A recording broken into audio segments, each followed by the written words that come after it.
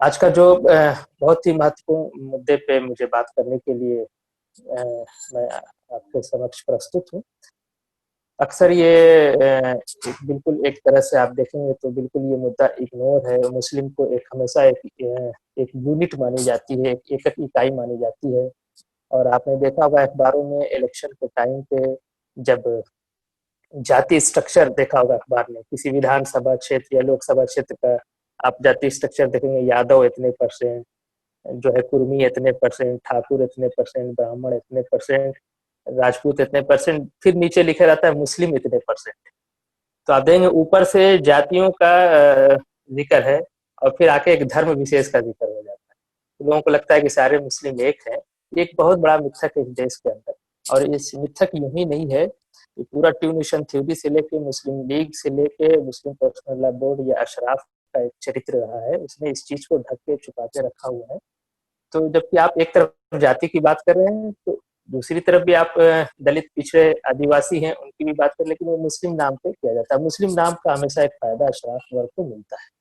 मुस्लिम नाम में चूंकि शासन प्रशासन में पहले से इस देश में, अभी हम जब टॉक आगे बढ़ाएंगे उसमें मुस्लिम अशराफ जो शासन काल है हम उस पर भी चर्चा करेंगे कि उनका क्या एट्रोसिटी रही है, कितना उन्होंने भारतीय जनमानस पे और खासतौर से जो सो कॉल्ड जो निम्न वर्ग रहा है भारत का, चाहे वो हिंदू रहा है मुसलमान, उनके ऊपर उस पर हम चर्चा करेंगे। लेकिन सॉरी, अशराफ का जो उसने इस चीज को मुख्य धारा में आने ही नहीं दिया कि मुस्लिम में भी जातीय संरचना है। हालांकि जो मुस्लिम पर्सनल लॉ बोर्ड का जो एक उनका पब्लिकेशन है मजमूए कानून इस्लामी, आप उसमें देखेंगे उन्होंने इसमें उसमें साफ तौर पे शादी ब्याह में जातीय बंधन को, जातीय अनिवार्यता को इस्लामिक फिक्र, इस्लामिक विधि का हिस्सा बताते हुए ये साफ लिखा है कि जो गैर बराबर है जन्म के आधार पर, जाति के आधार पर, उसमें शादी ब्याह नहीं हो सकती। तो मुस्लिम पर्सनल लॉ बोर्ड ये बात मानता है, लेकिन अपने संगठन में किसी पसमानदा को जगह देने की जब बात आती है तब कहता नहीं हमारे पास जाति नहीं। ये एक ढोंग है, हिपोक्रेसी इसको कह लीजिए, जो खुलेआम है। लेकिन एक बहुत विडंबना है हमारे भारत सरकारों की, राज्य सरकार, केंद्र सरकार की, कि इसको जो भाईजान कह लेते हैं उन्हीं की बात मान ली जाती है और वो चलता रहता है। तो ये एक इंट्रोडक्शन के तौर पे मैंने बताया कि स्पष्ट जात पात है, यहाँ पे जात पात के आधार पर खुलेआम भेदभाव है, छुआछात है, यानी छूना पसंद नहीं करते। मैं आजमगढ़ में जब असिस्टेंट प्रोफेसर था तो वहाँ जो हमारा प्यून था वो मेहतर बिरादरी से था और बड़ी सी दाढ़ी रखे था, अजान देता था, यानी उसके मुसलमान होने में कोई शक नहीं। इसलिए मैंने ये बात कही कि बड़ी सी दाढ़ी और अजान और टोपी लगा के और नात पढ़ता था वो मोहम्मद रसूलुल्लाह के तारीफ में।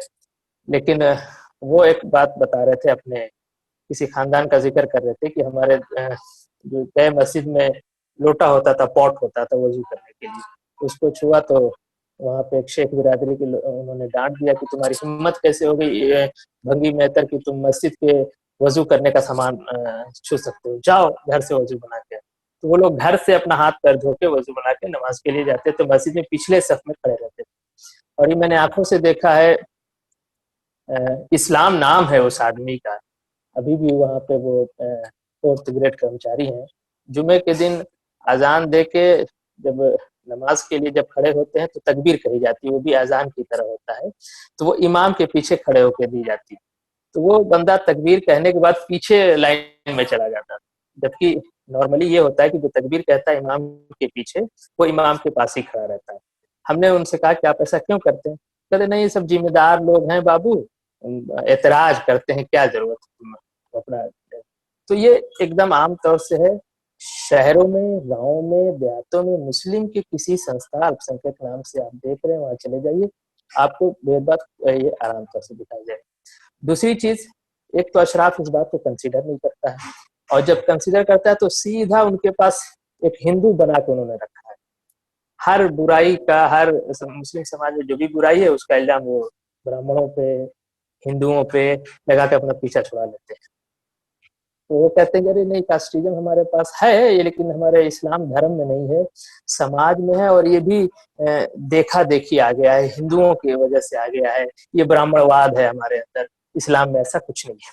तो ये भी एक बहुत बड़ा मिथक मैं कोशिश करूंगा कि बात 30 मिनट के अंदर खत्म कर लूं, क्योंकि बड़ा टॉपिक है और मुझे अरब से लेके दिल्ली तक आना है। तो मैं ये कह रहा था कि वो इल्जाम लगा के अपने को बरी जिम्मा कर लेते हैं कि भाई हमारी कोई जिम्मेदारी नहीं, ये तो हिंदुओं की वजह से हो गया, ब्राह्मणों की वजह से हो गया।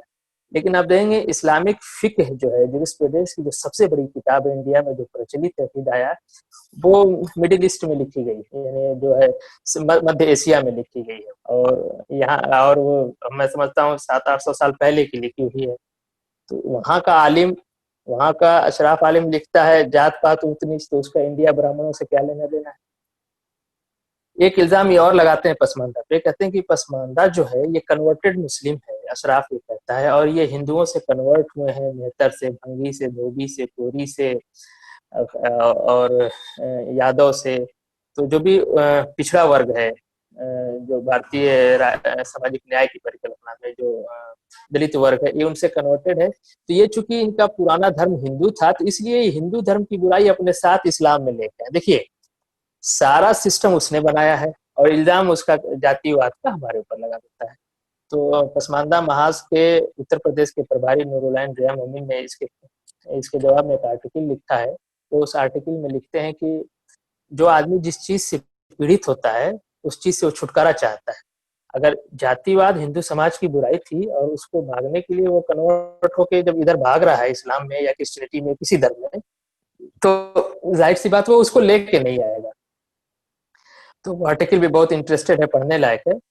तो ये एक झूठ है जो ये एक तो मानते नहीं है कि जात पात है, और जब मान भी लेते हैं तो उसका इल्जाम हिंदुओं पे और जो कन्वर्टेड हम जैसे पसमानदा उस पे धर के ये हजरत एकदम पाक दामन अपने को बचा ले जाते हैं। अब देखिए इस्लाम की सच्चाई, इस्लाम के पहला खलीफा जो चुना जाता है वो जाति के आधार पर चुना जाता है। ये थोड़ा सा आपको अजीब लगेगा लेकिन ये सच्चाई है। वहाँ जब मुसलमान अल्लाह के रसूल मोहम्मद सल्लल्लाहु अलैहि वसल्लम के जाने के बाद जब ये खलीफा चुना जा रहे थे, तो वहाँ पे वैस और खजरत एक कबीला का, मैं थोड़ा सा कबीला और जाति को समझाने के लिए अक्सर आप बात करिए अरब अरब की परिप्रेक्ष्य में, तो अशराफ ये कह के दामन बता ले जाता कि भाई वहाँ जातियां नहीं थी, जातियां भारत में थी, भारत की बुराई है, अरब में जातियां नहीं थी, वहाँ कबीले थे। तो देखिए जाति का शाब्दिक अर्थ भी जन्म से होता है। जन्म के आधार पर अगर अब भेदभाव है तो यही जातिवाद है। और जो पेशे जो आ गए, काम, वो एक अलग चीज है, थोड़ा सा वो डिस्क्रिप्शन हो जाता है, लेकिन बुनियादी जात के आधार पे भेदभाव। अगर कोई आदमी किसी ऐसी जगह पैदा हुआ है जो उससे दूसरे घराने में या दूसरे जाति में पैदा हुआ है, तो वो चीज नहीं हो सकता है। वो डॉक्टर भी हो जाएगा तो उसके नाम के साथ ओबीसी का सर्टिफिकेट उसको चाहिए। 12 तो कबीला जो था वो भी जन्म आधारित था, यानी आप कबीले में जन्म है तभी आप उस कबीले के कहे जाएंगे। तो कुरैश एक बड़ा कबीला था। तो वहाँ जब मुसलमान खलीफा चुन रहे थे, तो अबू बकर जो इस्लाम के पहले खलीफा है, वहाँ उमर और अबू उबैदा दो अन्य कुरैश जाति के लोगों को लेके वहाँ पहुंचते, कहते हैं कि भाई ये ऐसे कैसे हो सकता है, अंसारी कैसे खलीफा हो सकता है। वैस और खजरत को अल्लाह के रसूल मोहम्मद सल्लल्लाहु अलैहि वसल्लम ने अंसारी नाम दिया था। अंसारी मतलब मददगार, क्योंकि इन दो जातियों ने इस्लाम की बहुत मदद किया था। ये मदीने के थे और ये लोग मक्के से आए थे। 500 किलोमीटर की दूरी है दोनों शहरों। तो उन्होंने कहा कि भाई मोहम्मद सल्लल्लाहु अलैहि वसल्लम ने कहा है कि खलीफा कुरैश से होगा, आप कैसे खलीफा हो सकते हैं। तो वहां पे अबू बकर खलीफा चुन लिए जाते हैं इस्लाम के पहले। तो जब आपने जन्म का बंधन लगा दिया तो वही तो जाति है। अब भाई वैस खजरत जनजाति का चाहे जितना बड़ा मेरिट वाला हो, चाहे जितना उसने इस्लाम के लिए कुर्बानी दिया हो, वो खलीफा नहीं हो सकता है। खलीफा जब भी होगा कुरैशी होगा। तो ये जाति बंधन, तो इस्लाम का पहला खलीफा जाति आधार पे उसका सिलेक्शन होता है। एक महत्वपूर्ण बात इसमें ये भी मैं बताता था कि जब चूंकि पहले खलीफा हुए तो कोई सिस्टम नहीं था कि उसकी रोजी रोटी अर्निंग कैसे होगी, तो खलीफा खुद अपना काम किया करते थे जो उससे पहले करते थे। तो ये किसी दिन हुआ कि नहीं, उसकी एक सैलरी बना दी जाए कि वो शासन प्रशासन का काम देख रहा है, उसकी एक सैलरी होनी चाहिए। तो उसकी सैलरी का जब निर्धारण होता है, उसकी पारितोषिक का जब निर्धारण होता है, तो उसमें जाति और क्षेत्र दोनों चीजें पॉइंट रहती हैं कि भाई कुरैश जाति का और मक्के का, सल्तनत इनकी जो इस्लामिक राज्य बना था वो उसका राजधानी मदीना थी। लेकिन जो मक्के का कुरैश का एक सरदार के रख रखाव के लिए महीने में कितना खर्च होना चाहिए, उतनी उसकी पारितोषिक सैलरी रखी जाए। तो खलीफा की चयन में और उसके पारितोषिक के निर्धारण में जाति एक अहम भूमिका अदा करती है।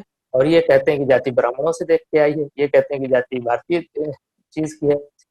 खिलाफत की जितनी लड़ाई आप देखेंगे पूरी वो, पहले तो इन लोगों ने अन्य जातियों को किनारे कर दिया खिलाफत से, कुरैश आए, कुरैश की जो उपजातियां थी, देखिए कुरैश व्यक्ति का नाम है, उसी के नाम पे उस जाति का, जैसे हमारे इंडिया में गोत्र होते हैं, उपमन्यु गोत्र है, भारद्वाज गोत्र है, ये ऋषियों के नाम पे होते, पुरुष के नाम पे होते हैं। उसी तरह अरब में भी जनजातियों के नाम पुरुषों के नाम पे होते थे। तो उसमें जैसे बनु, इसीलिए वो बनु कुरैश यानी कुरैश के लड़के, बनु हाशिम यानी हाशिम के लड़के, इस तरह से वहाँ जातियों के नाम, कबीलों के नाम होते थे। तो खिलाफत के जो संघर्ष होता है बाद में, उसमें आप देखेंगे कि कुरैश की जितनी उपजातियां थी, चाहे बनु कुरैश उपजातियां जैसे हाशिमी, अब्बासी, इन्हीं सबों में आपस में संघर्ष हुआ है।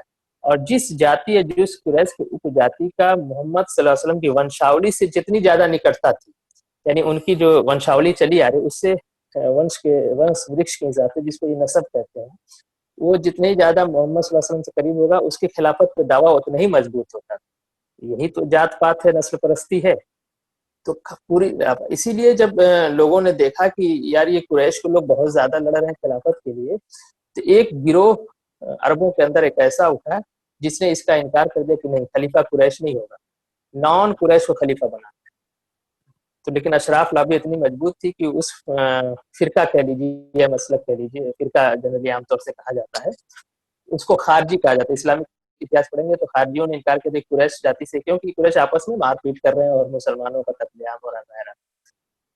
तीसरे खलीफा का जो मर्डर हुआ था इस्लाम में, वो भी जाति आधारित था। उनके ऊपर बहुत से इल्जाम थे और एक प्रमुख इल्जाम उनके ऊपर ये था कि वो जो है शासन प्रशासन में, चूंकि वो खलीफा थे, अपने नियोप्टिज्म जिसे कहे, अपने परिवार के लोगों को, अपनी जात के लोगों को ज्यादा जगह दे रहे हैं। और ये बात सच भी थी, इसके खिलाफ उनके खिलाफ विद्रोह होता है और उनको जो है उनका मर्डर हो जाता है। तो पहले खलीफा की नियुक्ति जाति के आधार पर, तीसरे खलीफा का मर्डर जाति के आधार पर, खिलाफत की सारी लड़ाइयां जाति को क्लेम करके, ठीक है। और आप देखेंगे इस्लामिक कालखंडों, इस्लामिक इतिहास के कालखंडों का नाम आप देखेंगे वो सब जाति आधारित है। बनु उमैया काल, बनु जो है अब्बासी काल, उस्मानियों का काल, इस तरह से जो कालखंड बनाए गए इतिहास वो सब जाति आधारित है। और ये हम भारतीयों पे इल्जाम लगा देते हैं कि भाई साहब ये ब्राह्मणों से आया है, हिंदुओं से आया, तो ये मिथक है। चूंकि अशराफी लिखता पड़ता है, वो शासक रहा है इस देश का अंदर, सारी सत्ता में भागीदारी वो है, उसने पाकिस्तान भी बनवा रखा है, उसको कश्मीर भी चाहिए। और यहाँ वो शासन प्रशासन में मुस्लिम पर्सनल बोर्ड बना के वो अपने हितों की रक्षा कर रहा है। और यहाँ रूलिंग पार्टी में उसका दखल होता है, मुस्लिमों के नाम पे वही वार्तालाप करते। इवन देखेंगे एक बहुत बड़ी विडंबना है, कांग्रेस और गांधी जी तो बदनाम है मुस्लिम तुष्टीकरण के लिए, जो सच भी है, और उसको बड़ा देश का नुकसान भी उठाना पड़ा है पूरे भारतीय जनमानस को। मैं जब मैं देश कहता हूँ, भारतीय जनमानस कहता हूँ, तो उसमें सारे सबको इंक्लूड करके जो हम लोग हैं, चाहे वो जिस धर्म और संप्रदाय के। लेकिन जो पार्टी मुस्लिम तुष्टीकरण के विरोध में सत्ता में आई, मुस्लिम तुष्टीकरण का मेरा इशारा आप समझ रहे हैं, मैं खुल के उसको कहता हूँ भारतीय जनता पार्टी, वो भी अब कहीं ना कहीं मुस्लिम तुष्टीकरण के नाम पे अशराफ का ही तुष्टीकरण कर रही है। विनय झाया जी जो फेसबुक पे बहुत अच्छे राइटर हैं और हार्ड कोर वो राष्ट्रवादी माने जाते हैं, उन्होंने इस पर कई बार लिखा भी है। तो देखिए भाजपा को भी सैयद शेख ही पसंद आते हैं, उनको अपने देसी पसमानदा मुसलमान नहीं पसंद आता है। हालांकि पार्टी में बहुत से हैं, लेकिन वो जब भागीदारी की बात होती है तो सैयद, उत्तर प्रदेश में भी जब शासन पे दबाव बना पार्टी पे कि भाई मुसलमानों की कोई भागीदारी नहीं है, तो मुस्लिम नाम पे, इसीलिए अशराफ हमेशा हिंदू मुस्लिम की बाइनरी पे खेल खेलता है। वो कभी जो है मुसलमानों में जातिगत विभेद को मान्यता नहीं देता है। मैं इस पे भी आता हूँ। तो एक दबाव बना तो वहां भी सैयद साहब ही बन गए, मौलाना आजाद के रिश्तेदार लगते हैं वो। जब कांग्रेस का दौर अच्छा था तो मौलाना आजाद सत्ता में भागीदार बने हुए थे, और जब भाजपा का दौर आता है तो ये लोग भाजपा में घुसते।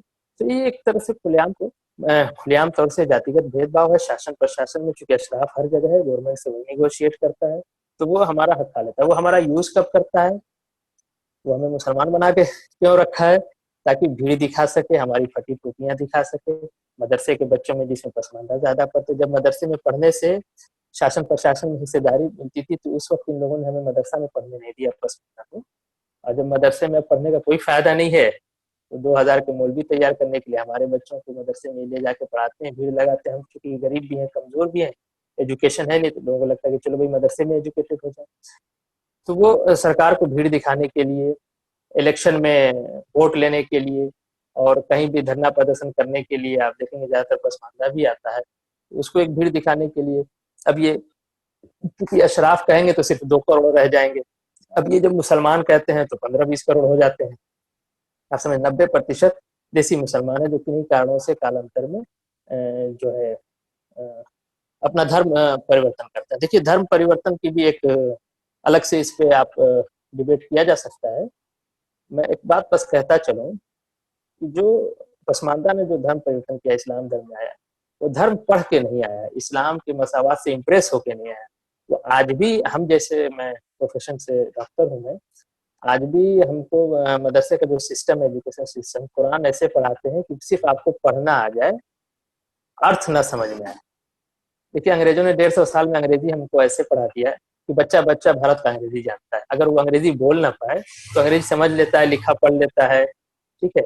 लेकिन इन लोगों ने, एक तो एजुकेशन सिस्टम था नहीं, अंग्रेजों के आने के बाद जब इन लोगों ने मदरसे खोले आम लोगों के लिए, खास लोगों के लिए मदरसे थे, खास लोगों के लिए। बुखारा जो मध्य एशिया का एक शहर है, वहां से इमाम साहब बुलाए जाते हैं, आज भी वो अपने नाम के आगे बुखारी लिखते हैं और वो बादशाह के बच्चे को, शाहजहां के बच्चे को पढ़ाते हैं।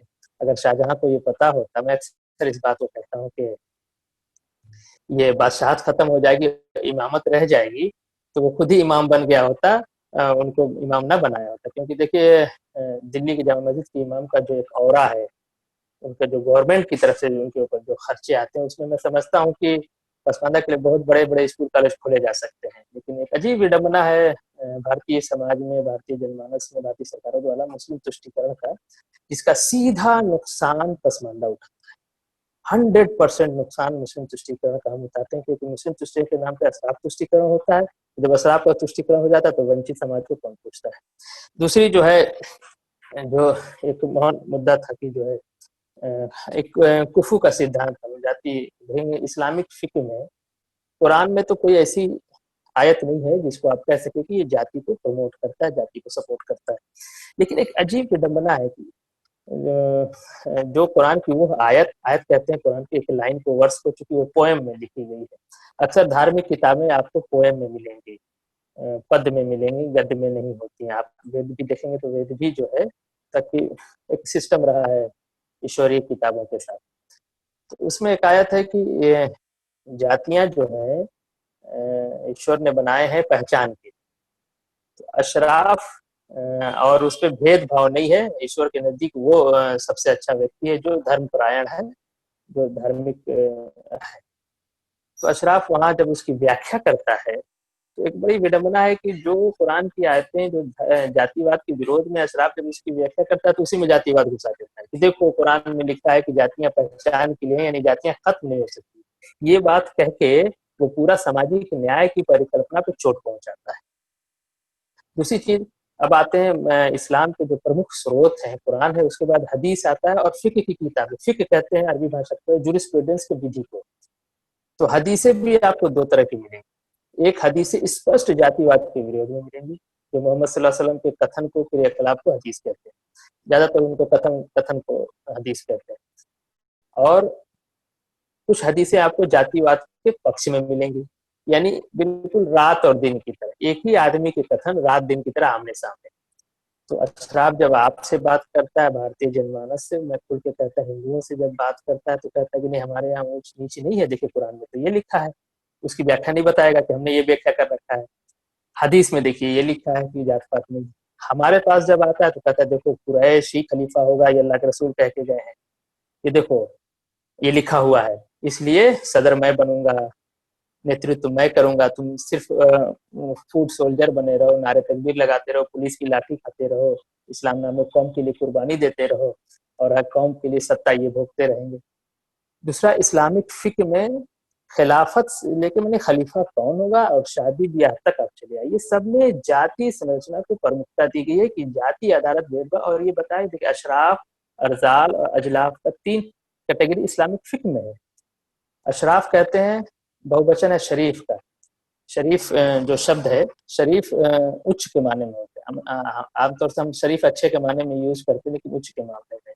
और अरजाल जो है रजील का बहुवचन है। रजील के मतलब होते हैं लोबर और निकृष्ट या नीच जिसे कह लीजिए। और अजलाफ जो है जिल्फ का बहुवचन है, जिसके मतलब होता है असभ्य।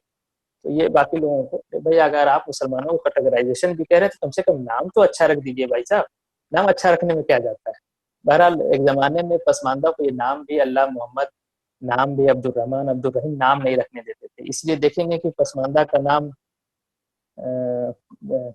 ईदन, ईद के दिन पैदा हो गया ईदन, बकरीद के दिन पैदा हो गया बकरीदन, जुमराती, सुबराती, झमेली, इस तरह के नाम होते थे। लेकिन भारत आजाद होने के बाद कुछ न कुछ जो हमारा संविधान बना, अंग्रेजों के आने के बाद जो अशराफ का शासन व्यवस्था जो टूटी है, उसमें पसमानदा को भी आगे बढ़ने का मौका मिला है। एक टैगलाइन मैं यहाँ कहता कि आप देखेंगे कि पसमानदा जो अशराफ डोमिनेटेड इलाके में, जहाँ से अशराफ एमएलए एमपी, वहाँ की पसमानदा के जो हालात हैं, जो उनकी कंडीशन है, वो बहुत ज्यादा खराब है कंपेयर उन इलाकों में जो हिंदू डोमिनेटेड है। हिंदुओं के बीच में रहने वाला पसमानदा आपको थोड़ा सा पढ़ा लिखा मिलेगा, थोड़ा सा लिबरल भी मिलेगा, थोड़ा सा उसकी कंडीशन अच्छी मिलेगी। ओवरऑल कंडीशन तो हमारी बहुत खराब है, लेकिन जहाँ अशराफ एमएलए एमपीज हैं, जहाँ अशराफ डोमिनेंट है या जहाँ अशराफ की जिम्मेदारी रही है, अगर एमएलए एमपी नहीं है, उनका असर रसूख है, प्रभाव है, तो वहाँ के पसमानदा मानसिक रूप से, शारीरिक रूप से और आप देखेंगे बहुत पिछड़े। मैं हमेशा एक बात कहता हूँ कि पसमानदा तक कभी आज़ादी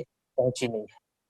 तो मैं बात कर रहा था इस्लामिक फिक्र की। इस्लामिक फिक्र में एक कुफू का सिद्धांत है। कुफू अरबी भाषा का शब्द है, जिसके माने होते हैं कि जो है बराबरी के। तो कुफू में शादी ब्याह के लिए बराबरी देखते हैं, तो उसमें जाति, उसमें कई एक पॉइंट है जिसमें से जाति सबसे प्रमुख। एक अगर सैयद जाति का है तो लोअर कास्ट से उसकी शादी नहीं हो सकती। अगर किसी से शादी हो गई तो शादी को जो है काजी जो है तोड़ देता है, वर्जित कर देता है कि नहीं शादी नहीं। आप भारत में अगर आपको पता करना है कि कुफू का सिद्धांत क्या है, तो आप एक इस्तिफ्ता कहते हैं। अगर किसी से फतवा मांगना है तो जो एप्लीकेशन लिखते हैं उसको इस्तिफ्ता कहते हैं। इस्तिफ्ता आप लिख के भेज दीजिए सारे बड़े मदरसों में कि एक सैयद की शादी जो है एक बंगी के साथ हो सकती है कि नहीं। सारा इनका मसावात अशराफ का खुल के आ जाएगा। वो साफ लिख के दे दें कि नहीं, ये कुफू के गैर कुफू में शादी नहीं हो सकती। तो ये आप चलाए। तो कुफू का सिद्धांत है। इसमें एक सिद्धांत और है धर्म परिवर्तनों के लिए। जो धर्म परिवर्तन बाद में हुआ है और जो पहले से, जो पीढ़ियों से जो दर्ज पड़ता है, जैसे अरब के लोगों ने पहले धर्म परिवर्तन किया था, इंडिया के लोगों ने बाद में, तो कभी बराबर नहीं हो सकते। यानी जिसके दादा मुसलमान हुए हैं, ग्रैंड फादर, और जो खुद मुसलमान हुआ है वो बराबर नहीं हो सकते। इसलिए इनके अंदर शादी विवाह नहीं हो सकती। तो जो पहले से मुसलमान है और जो बाद में मुसलमान हो, तो भाई हम तो पसमानदा इस देश का, तो बाद में मुसलमान तो ऐसे ही हो चुका है। इस्लामिक फिक्र में लिखा हुआ है कि ये बाद में मुसलमान, ये लोअर स्टेटस के।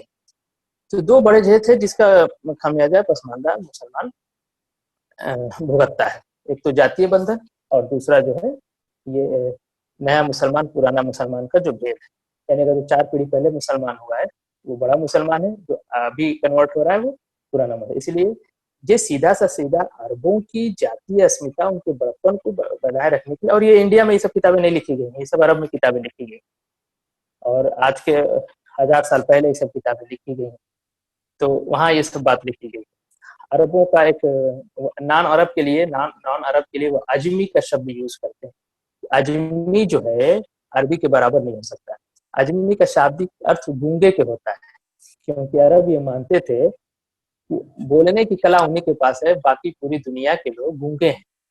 और खासतौर से जब वो गूंगा आजमी कहते हैं तो भारतीय और ईरान के लोगों के लिए कहते थे कि वो अजमी है। तो नाम भी ये बहुत खराब रखते थे। आप अरब कह के नॉन अरब कह सकते, जैसे हम कहते हैं कि भाई ये हिंदू हैं और ये गैर हिंदू हैं, ये मुस्लिम है, ये गैर मुस्लिम है। लेकिन वो नाम भी खराब, हमारा नाम ही गूंगा रख दिया है। लेकिन ये बड़े सौभाग्य की बात है कि संगम तक हमें बोलने का मौका दे रहा है और लोगों को लग रहा है कि नहीं हम गूंगे नहीं हैं, हम बोल भी सकते हैं। तो ये कुफू का। अब आते हैं अशराफ मुस्लिम शासन का। देखिए अशराफ मुस्लिम शासन काल आप देखेंगे मोहम्मद गोरी से लेकर और औरंगजेब तक, बहादुर शाह जफर तक चले आएंगे, पूरा का पूरा शासनकाल पसमानदा पे जुल्म, ज्यादती, अत्याचार का शासनकाल रहा।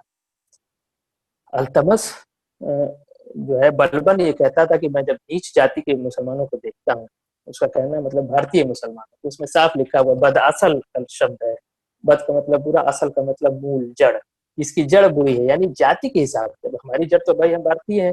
अब हम टोपी लगा लें, दाढ़ी रख लें, शेरवानी पहने रहेंगे तो भारतीय ना। वहाँ अरब में चले जाइए तो उस पर लिखे रहते हैं हाजा हिंदी, ये हिंदी है। मलेशिया में चले जाए तो वो हमको हिंदू ही कहते हैं, तो हम तो मुसलमान भी नहीं कहते हैं। बहरहाल, तो ये बदअसल को मैं देखता हूँ नीच जात के लोग, तो मेरा खून खोलने लगता है। और पूरी मुस्लिम शासन काल में, अशराफ शासन काल था वो, आप देखेंगे एक निकाबत नाम का विभाग था जिसका काम ही था लोगों की जातियों को देखना कि किस जाति का है। तो ऐसे शासन प्रशासन में नियुक्ति के वक्त वो जाति देखते थे कि किस जाति से कौन है, और निम्न जाति के चाहे वो, अच्छा इस मामले में बड़े सेकुलर थे, निम्न जाति का चाहे हिंदू हो चाहे मुसलमान हो, जिसको आज की भाषा में हम पसमानदा बहुजन कह लेते हैं, दलित पिछड़ा आदिवासी हिंदू, दलित पिछड़ा आदिवासी मुसलमान, जिसको हम पसमानदा कहते हैं, उधर वो बहुजन का शब्द है। एक आजकल सामाजिक न्याय की परिकल्पना में चल रहा है समझने के लिए। तो वो वहां पे जो है, सॉरी, तो वो इस मामले में इतने सेकुलर थे कि निम्न जाति का, नीच जाति का, चाहे हिंदू हो चाहे उनका सहधर्मी हो मुसलमान, कोई भेदभाव नहीं, लात मार के सबको बाहर। ये निकाबत विभाग का यही काम ही था। और अल्तमस के जमाने में ऐसे 33 लोग जो शासन प्रशासन में किन्हीं कारणों से भागीदार हो गए थे, जो गवर्नर हो गए थे किसी राज्य के, या जो उनका सैन्य संगठन था, आर्मी थी, उसमें जगह पा गए थे, 35 लोगों को बाहर निकाल दिया। आप इब्राहिम लोदी, सैयद वंश, सब में चले आइए, एकदम साफ तौर से ये नकाबत आज भी वहाँ पे आप देखेंगे। इराक के अंदर सद्दाम हुसैन का जब समय आता है तो क्योंकि सद्दाम हुसैन मुसलमानों के जो वहाँ की जो जनजाति से उनका संबंध था वो शेख सैयद नहीं थे बहरा, तो नकाबत विभाग में उन्होंने अर्जी डाली थी कि हमारी जाति का पता बताया जाए, तो उसकी जाति ने लिख के देखा था कि ये सैयद है। नकाबत, सद्दाम हुसैन ऐसा जो एक पूरे विभाग पे राज करता है, कितना शक्तिशाली था आप समझ सकती है। उसको भी मुस्लिम देश में हुकूमत करने के लिए लिखवा के लेना पड़ा नकाबत विभाग से कि मैं सैयद, यानी आला नस्ल का हूँ, उच्च जाति का हूँ, ताकि आवाम हमारी ये मान। इस तरह की जाति पात है, और ये सीधा इल्जाम हमारे ऊपर लगा देते हैं कि साहब हम हिंदू धर्म से आए हैं तो जाति पात लेके आए हुए हैं। तो नकाबत विभाग का आप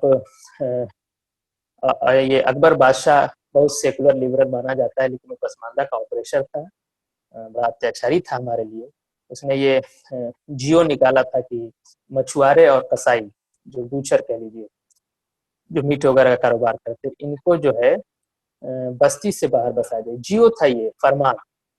और जो भी आदमी इन मछुआरे या कसाईयों के साथ मेल जो रखेगा उसको पनिश किया जाएगा, उस पर जुर्माना दिया जाएगा।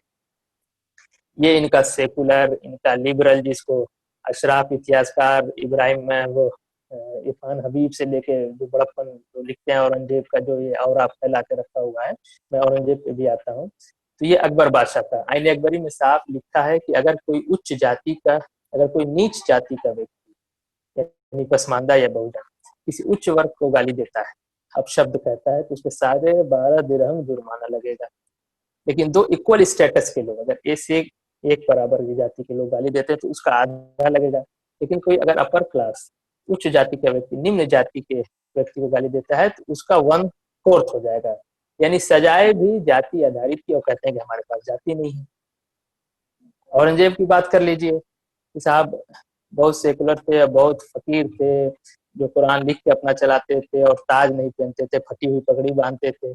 औरंगजेब के शासन काल में एक किताब लिखी गई, अशराफ उलमा को इकट्ठा करके इन्होंने फतावे आलमगीरी लिखा है।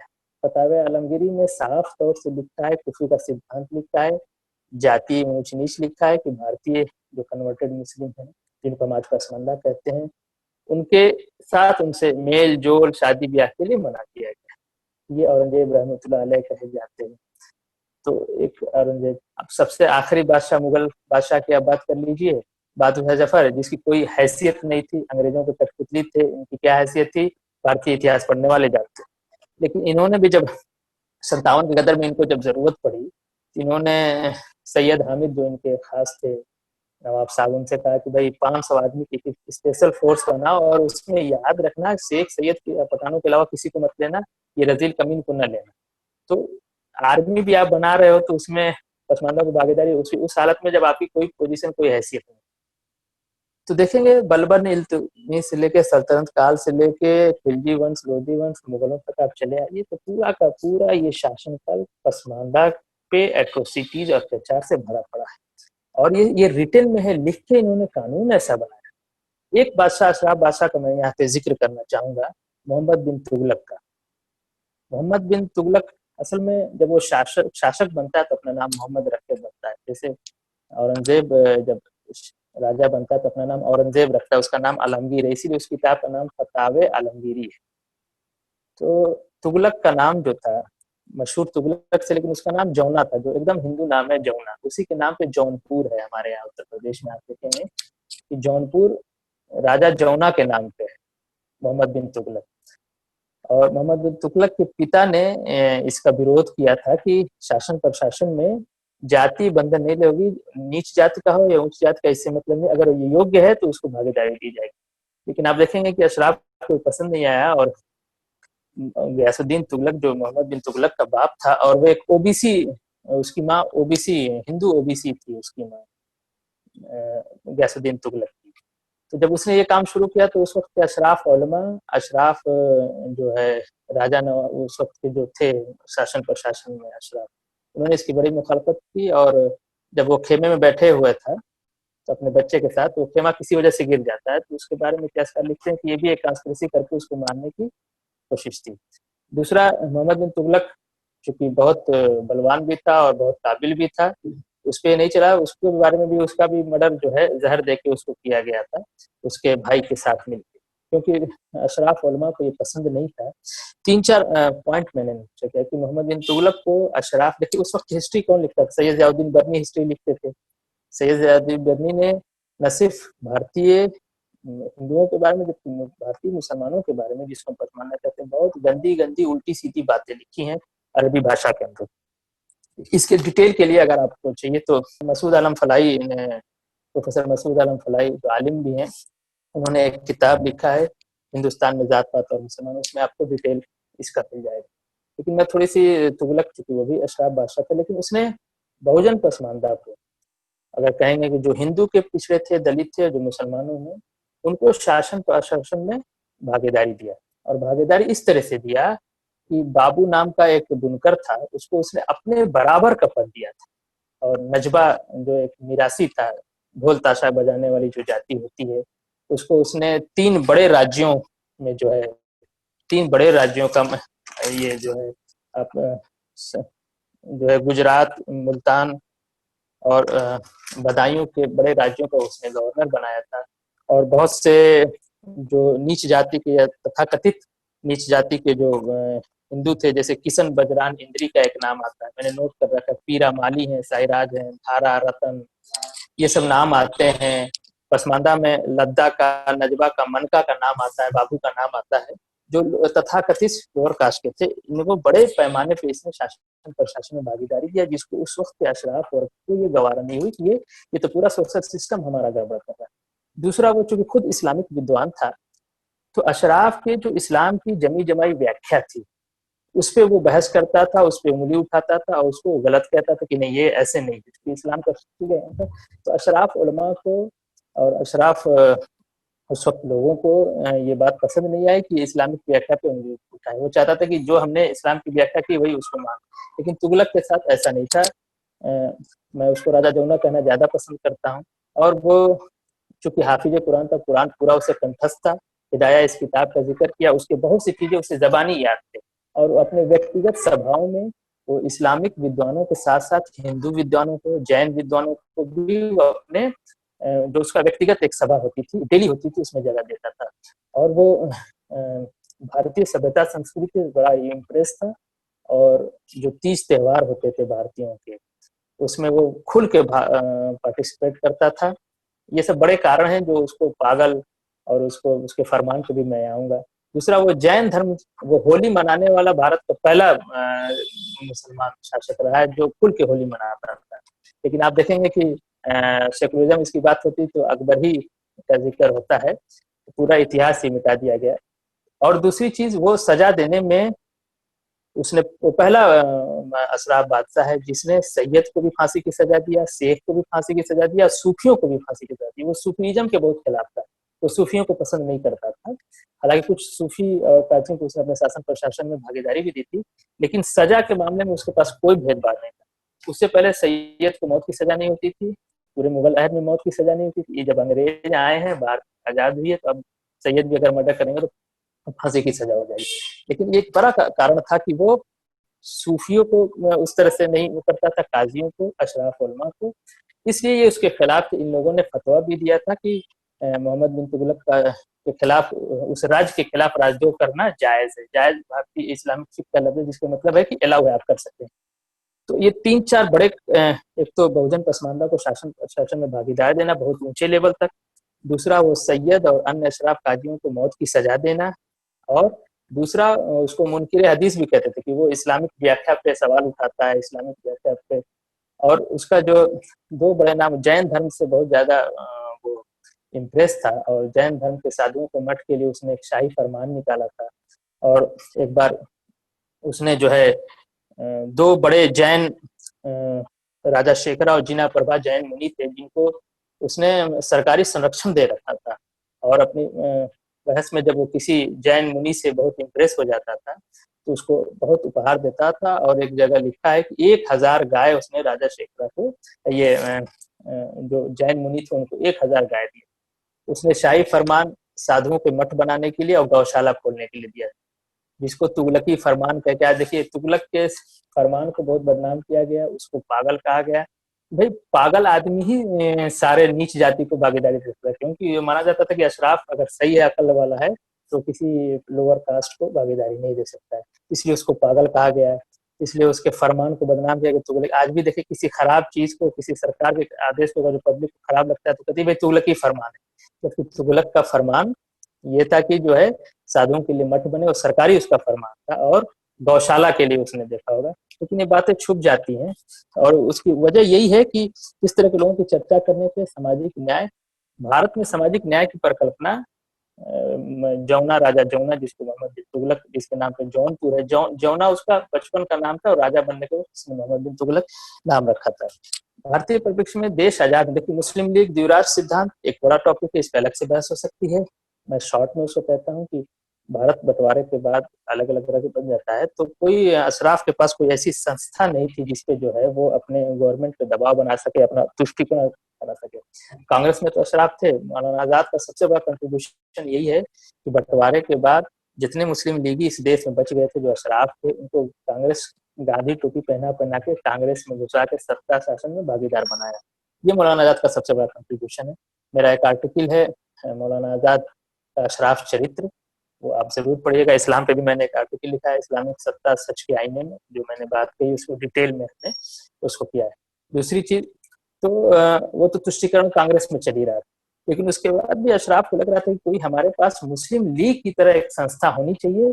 जैसे मुस्लिम लीग की संस्था ने अंग्रेजों और कांग्रेस पे दबाव डालने के मुस्लिम तुष्टिकरण किया, और तुष्टिकरण इस लेवल का था कि एक राष्ट्र अलग हमारे देश के टुकड़े करके वो बना लेगा। तो उसकी जरूरत थी। उसी परिप्रेक्ष्य में एक संगठन पर्सनल लॉ के नाम पे मुस्लिम पर्सनल लॉ बनाया गया, ताकि वो अशराफ के हितों की रक्षा करे। देखिए, जैसे मुस्लिम लीग का नाम मुस्लिम रखा जाता है, और लेकिन वो काम सिर्फ अशराफ के हितों की रक्षा करते, उसी तरह मुस्लिम पर्सनल लॉ बोर्ड का भी नाम मुस्लिम रखा जाए। हमने बताया ना, मुस्लिम का पूरी राजनीति अशराफ की राजनीति है, धर्म की राजनीति है, धर्म और धार्मिक एकता की राजनीति है। इसमें पसमानदा को शिकार भी किया जाता है। पसमानदा ये भी समझता है कि नहीं, भाईजान हमारे लिए लड़ रहे हैं। तो मुस्लिम पर्सनल लॉ बोर्ड, इसलिए मुस्लिम पर्सनल लॉ बोर्ड के बारे में मैंने कई बार ट्वीट भी किया है, कहा भी है कि एक पैरेलल सत्ता चलाती है। भारत सरकार के पैरेलल मुस्लिम पर्सनल लॉ बोर्ड अपनी सत्ता चलाती है, इस्लाम और मुसलमानों के नाम पे। तो मुस्लिम पर्सनल लॉ बोर्ड अभी recently Indo Islamic foundation trust बनाया गया, उसमें भी पसमानदा को भागीदारी नहीं दी गई। देखिए, हिंदुओं के बारे में कहते हैं, हिंदुओं की जो सहिष्णुता है या हिंदुओं का जो अच्छाई है, इसका अंदाजा आप इसलिए लगा सकते हैं कि मंदिर के जब शिलान्यास में, जो मंदिर मस्जिद की जो लड़ाई थी, हाशिम अंसारी जो लड़ रहे थे, पूरी जिंदगी उन्होंने अपना मुकदमा लड़ा मस्जिद के मालिकाना हक के लिए।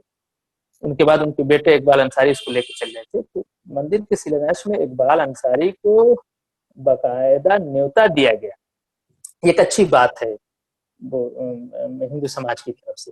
लेकिन जब मस्जिद के लिए जो जगह मिली है कोर्ट की तरफ से बनाने के लिए, उसका जो ट्रस्ट बनाता है मस्जिद निर्माण करने के लिए, इंडो इस्लामिक कल्चरल फाउंडेशन, उसमें इकबाल अंसारी तक को जगह नहीं दी गई।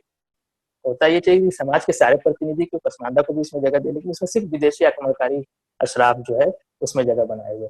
तो मुस्लिम पर्सनल लॉ बोर्ड से लेके इंडो इस्लामिक कल्चरल फाउंडेशन तक जितनी संस्था है, अच्छा अल्पसंख्यक नाम से एक बड़ा धोखा है, क्योंकि हम पसमानदा आंदोलन बराबर हम इस बात का इनकार करते कि हम अल्पसंख्यक नहीं, हम इस देश के बहुसंख्यक समाज से। अल्पसंख्यक नाम पे जितनी संस्थाएं हैं, चाहे वो सरकारी हो गैर सरकारी संस्थाएं, सब अशराफ डोमिनेटेड है, मैक्सिमम से अशराफ। एक लोगों को लगता है कि भाई अल्पसंख्यक नाम पे आप देंगे, कुछ लोग एतराज करते हैं कि सारे सिर्फ मुसलमान का तुष्टिकरण है, ये बात बिल्कुल सच है। लेकिन भाई अल्पसंख्यक जैन भी है, बौद्ध भी है, पारसी भी है, लेकिन आप देंगे अल्पसंख्यक संस्थाओं पे सिर्फ अशराफ का कब्जा मिलता है। लेकिन आपको मुसलमान नहीं, अशराफ देखना होगा, और उसमें कोई जबकि पसमानदा 90% टोटल मुस्लिम की, अगर 15 करोड़ इस देश के अंदर मुस्लिम है तो 13 करोड़ के आसपास पसमानदा है। तो शासन प्रशासन की भागीदारी छोड़ दीजिए, मुस्लिम नाम पे और अल्पसंख्यक नाम पे जितनी भी संस्थाएं भारत के अंदर, चाहे वो इनकी प्राइवेट संस्थाएं हो, एनजीओ टाइप की या गवर्नमेंट का ऑर्गेनाइजेशन हो, सब में अशराफी है जो अब over more than over represented है, और पसमानदा की किसी तरह कोई भागीदारी नहीं। इस कारण पसमानदा की हालत, चूंकि इनका अशराफ शासन काल में भी दयनीय थी और भारत के आज भी दयनीय है, और इस तरह की दयनीय कि सच्चर कमेटी की रिपोर्ट कहती है कि जो है पसमानदा की हालत जो है, जो ओबीसी मुस्लिम है, जो शेड्यूल कास्ट शेड्यूल ट्राइब मुस्लिम है, उसकी हालत हिंदू दलितों से भी बदतर है। इस लाइन को, सच्चर कमेटी की इस लाइन को अशराफ ने बहुत आसानी से टेकअप किया और ये कहना शुरू किया है, प्रचार करना शुरू किया है कि सच्चर कमेटी की रिपोर्ट ये कहती है कि मुसलमानों की हालत दलितों से भी बदतर। एकदम ये झूठ बात है। सच्चर कमेटी की रिपोर्ट आपको इंटरनेट पर मिल जाएगी, कहीं से आप पढ़ सकते हैं। लेकिन ना भारतीय जनमानस ने, न मुख्य धारा की मीडिया ने, न भारतीय सरकारों ने इस बात को, किसी ने एतराज ही नहीं किया। सिवाय पसमानदा आंदोलन जो बहुत कमजोर है, जो बहुत जिसकी बात मुख्य धारा में नहीं आ जाती है, नहीं आ पाती, उसने इस बात को उठाया कि सच्चर कमेटी ये कहता है कि जो दलित कमेटी का कन्वर्ट होकर मुसलमानों का, उसकी हालत दलितों से, हिंदू दलितों से। लेकिन अशराफ ने इसको भी एक हो दिया। एक खुलेआम भेदभाव है, और इस भेदभाव पे आपने हमें चर्चा करने के लिए बुलाया। मैं तकरीबन अपनी बात कह चुका हूँ, और मैंने ये बताया कि पसमानदा की दशा बहुत खराब है और दिशा भी बहुत खराब है, क्योंकि हम अभी तक ये तय नहीं कर पाए हैं कि किस ओर जाना। अभी भी जो है मुस्लिम नाम पे हम चले जाते हैं। सामाजिक न्याय, और जो मुस्लिम समाज है उसमें कहीं से सामाजिक न्याय आपको दिखाई नहीं देगा। तो बिल्कुल अन्यायी समाज है ये, मैं खुल के इस बात को कहता हूँ आपके मंच से, और दूर तक ये बात पहुंची। एक अन्यायी समाज है जिसमें, तो आप भारतीय जनमानस से, भारतीय सरकारों से पसमानदा आंदोलन ये अनुरोध करता है कि इस बात को भी कंसिडर किया जाए, और सामाजिक न्याय की जो परिकल्पना है इस देश के अंदर, उसमें पसमानदा को भी भागीदार बना के उसको भी अपलिफ्ट करने का काम किया जाए। क्योंकि ये जब तक राष्ट्र का हर अंग, आखिरी अब अंत्योदय प्रोग्राम हमारे प्रधानमंत्री चला रहे हैं, अंत पे कौन है, अंत का उदय हो, अंत पे तो पसमानदा ही खड़ा है। तो जब तक आप अंत का भी उदय नहीं करेंगे, राष्ट्र का उदय नहीं होगा। मैं इन्हीं बातों के साथ अपनी बात खत्म करता हूँ, समाप्त करता हूँ। मुझे आप लोगों ने यहाँ बोलने का मौका दिया, एक दबे कुचले समाज के, इसके लिए मैं आपका फिर से आभारी हूँ, धन्यवाद। और ये बहुत ही साहसिक पहले, वरना अशराफ फिर लग जाता है कि भाई इनकी बात वहां तक कैसे पहुंचे। बहुत बहुत धन्यवाद। और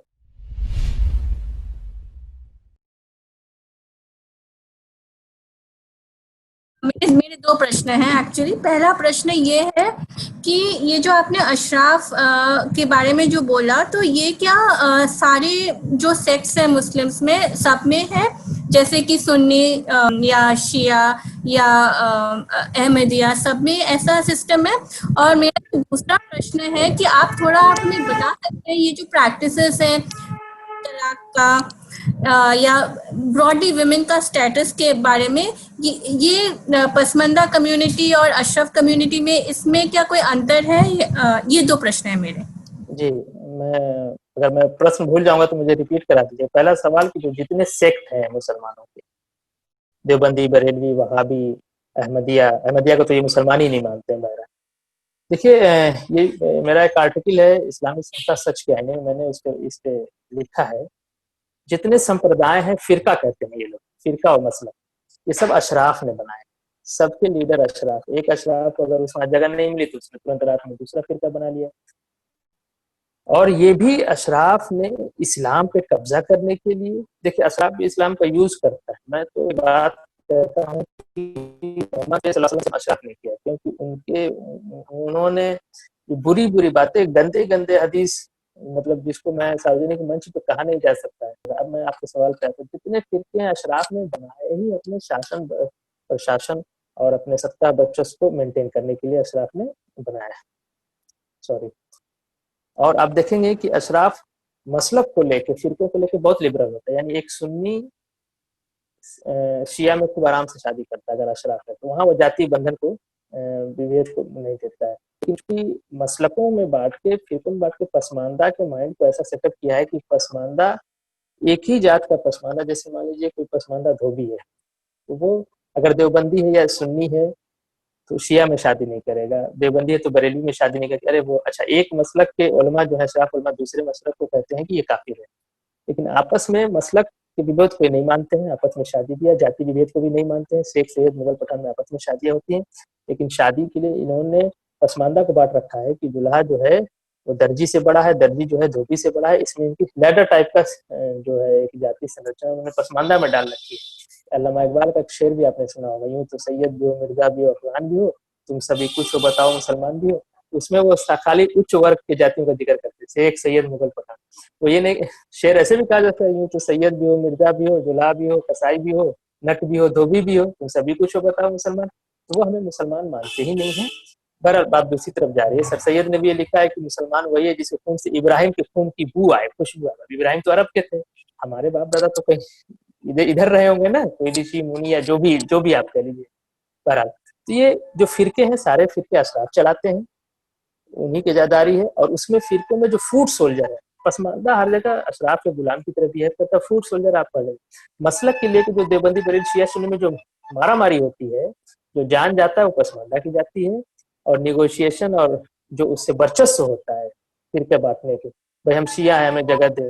जैसे मुस्लिम पर्सनल बोर्ड में शिया बहुत कम है संख्या में, लेकिन उनको बराबर, सुन्नियों को बराबर उसमें मुस्लिम पर्सनल बोर्ड में जगह दिया गया। किसको दिया गया? जो सैयद है, जो अशराफ है।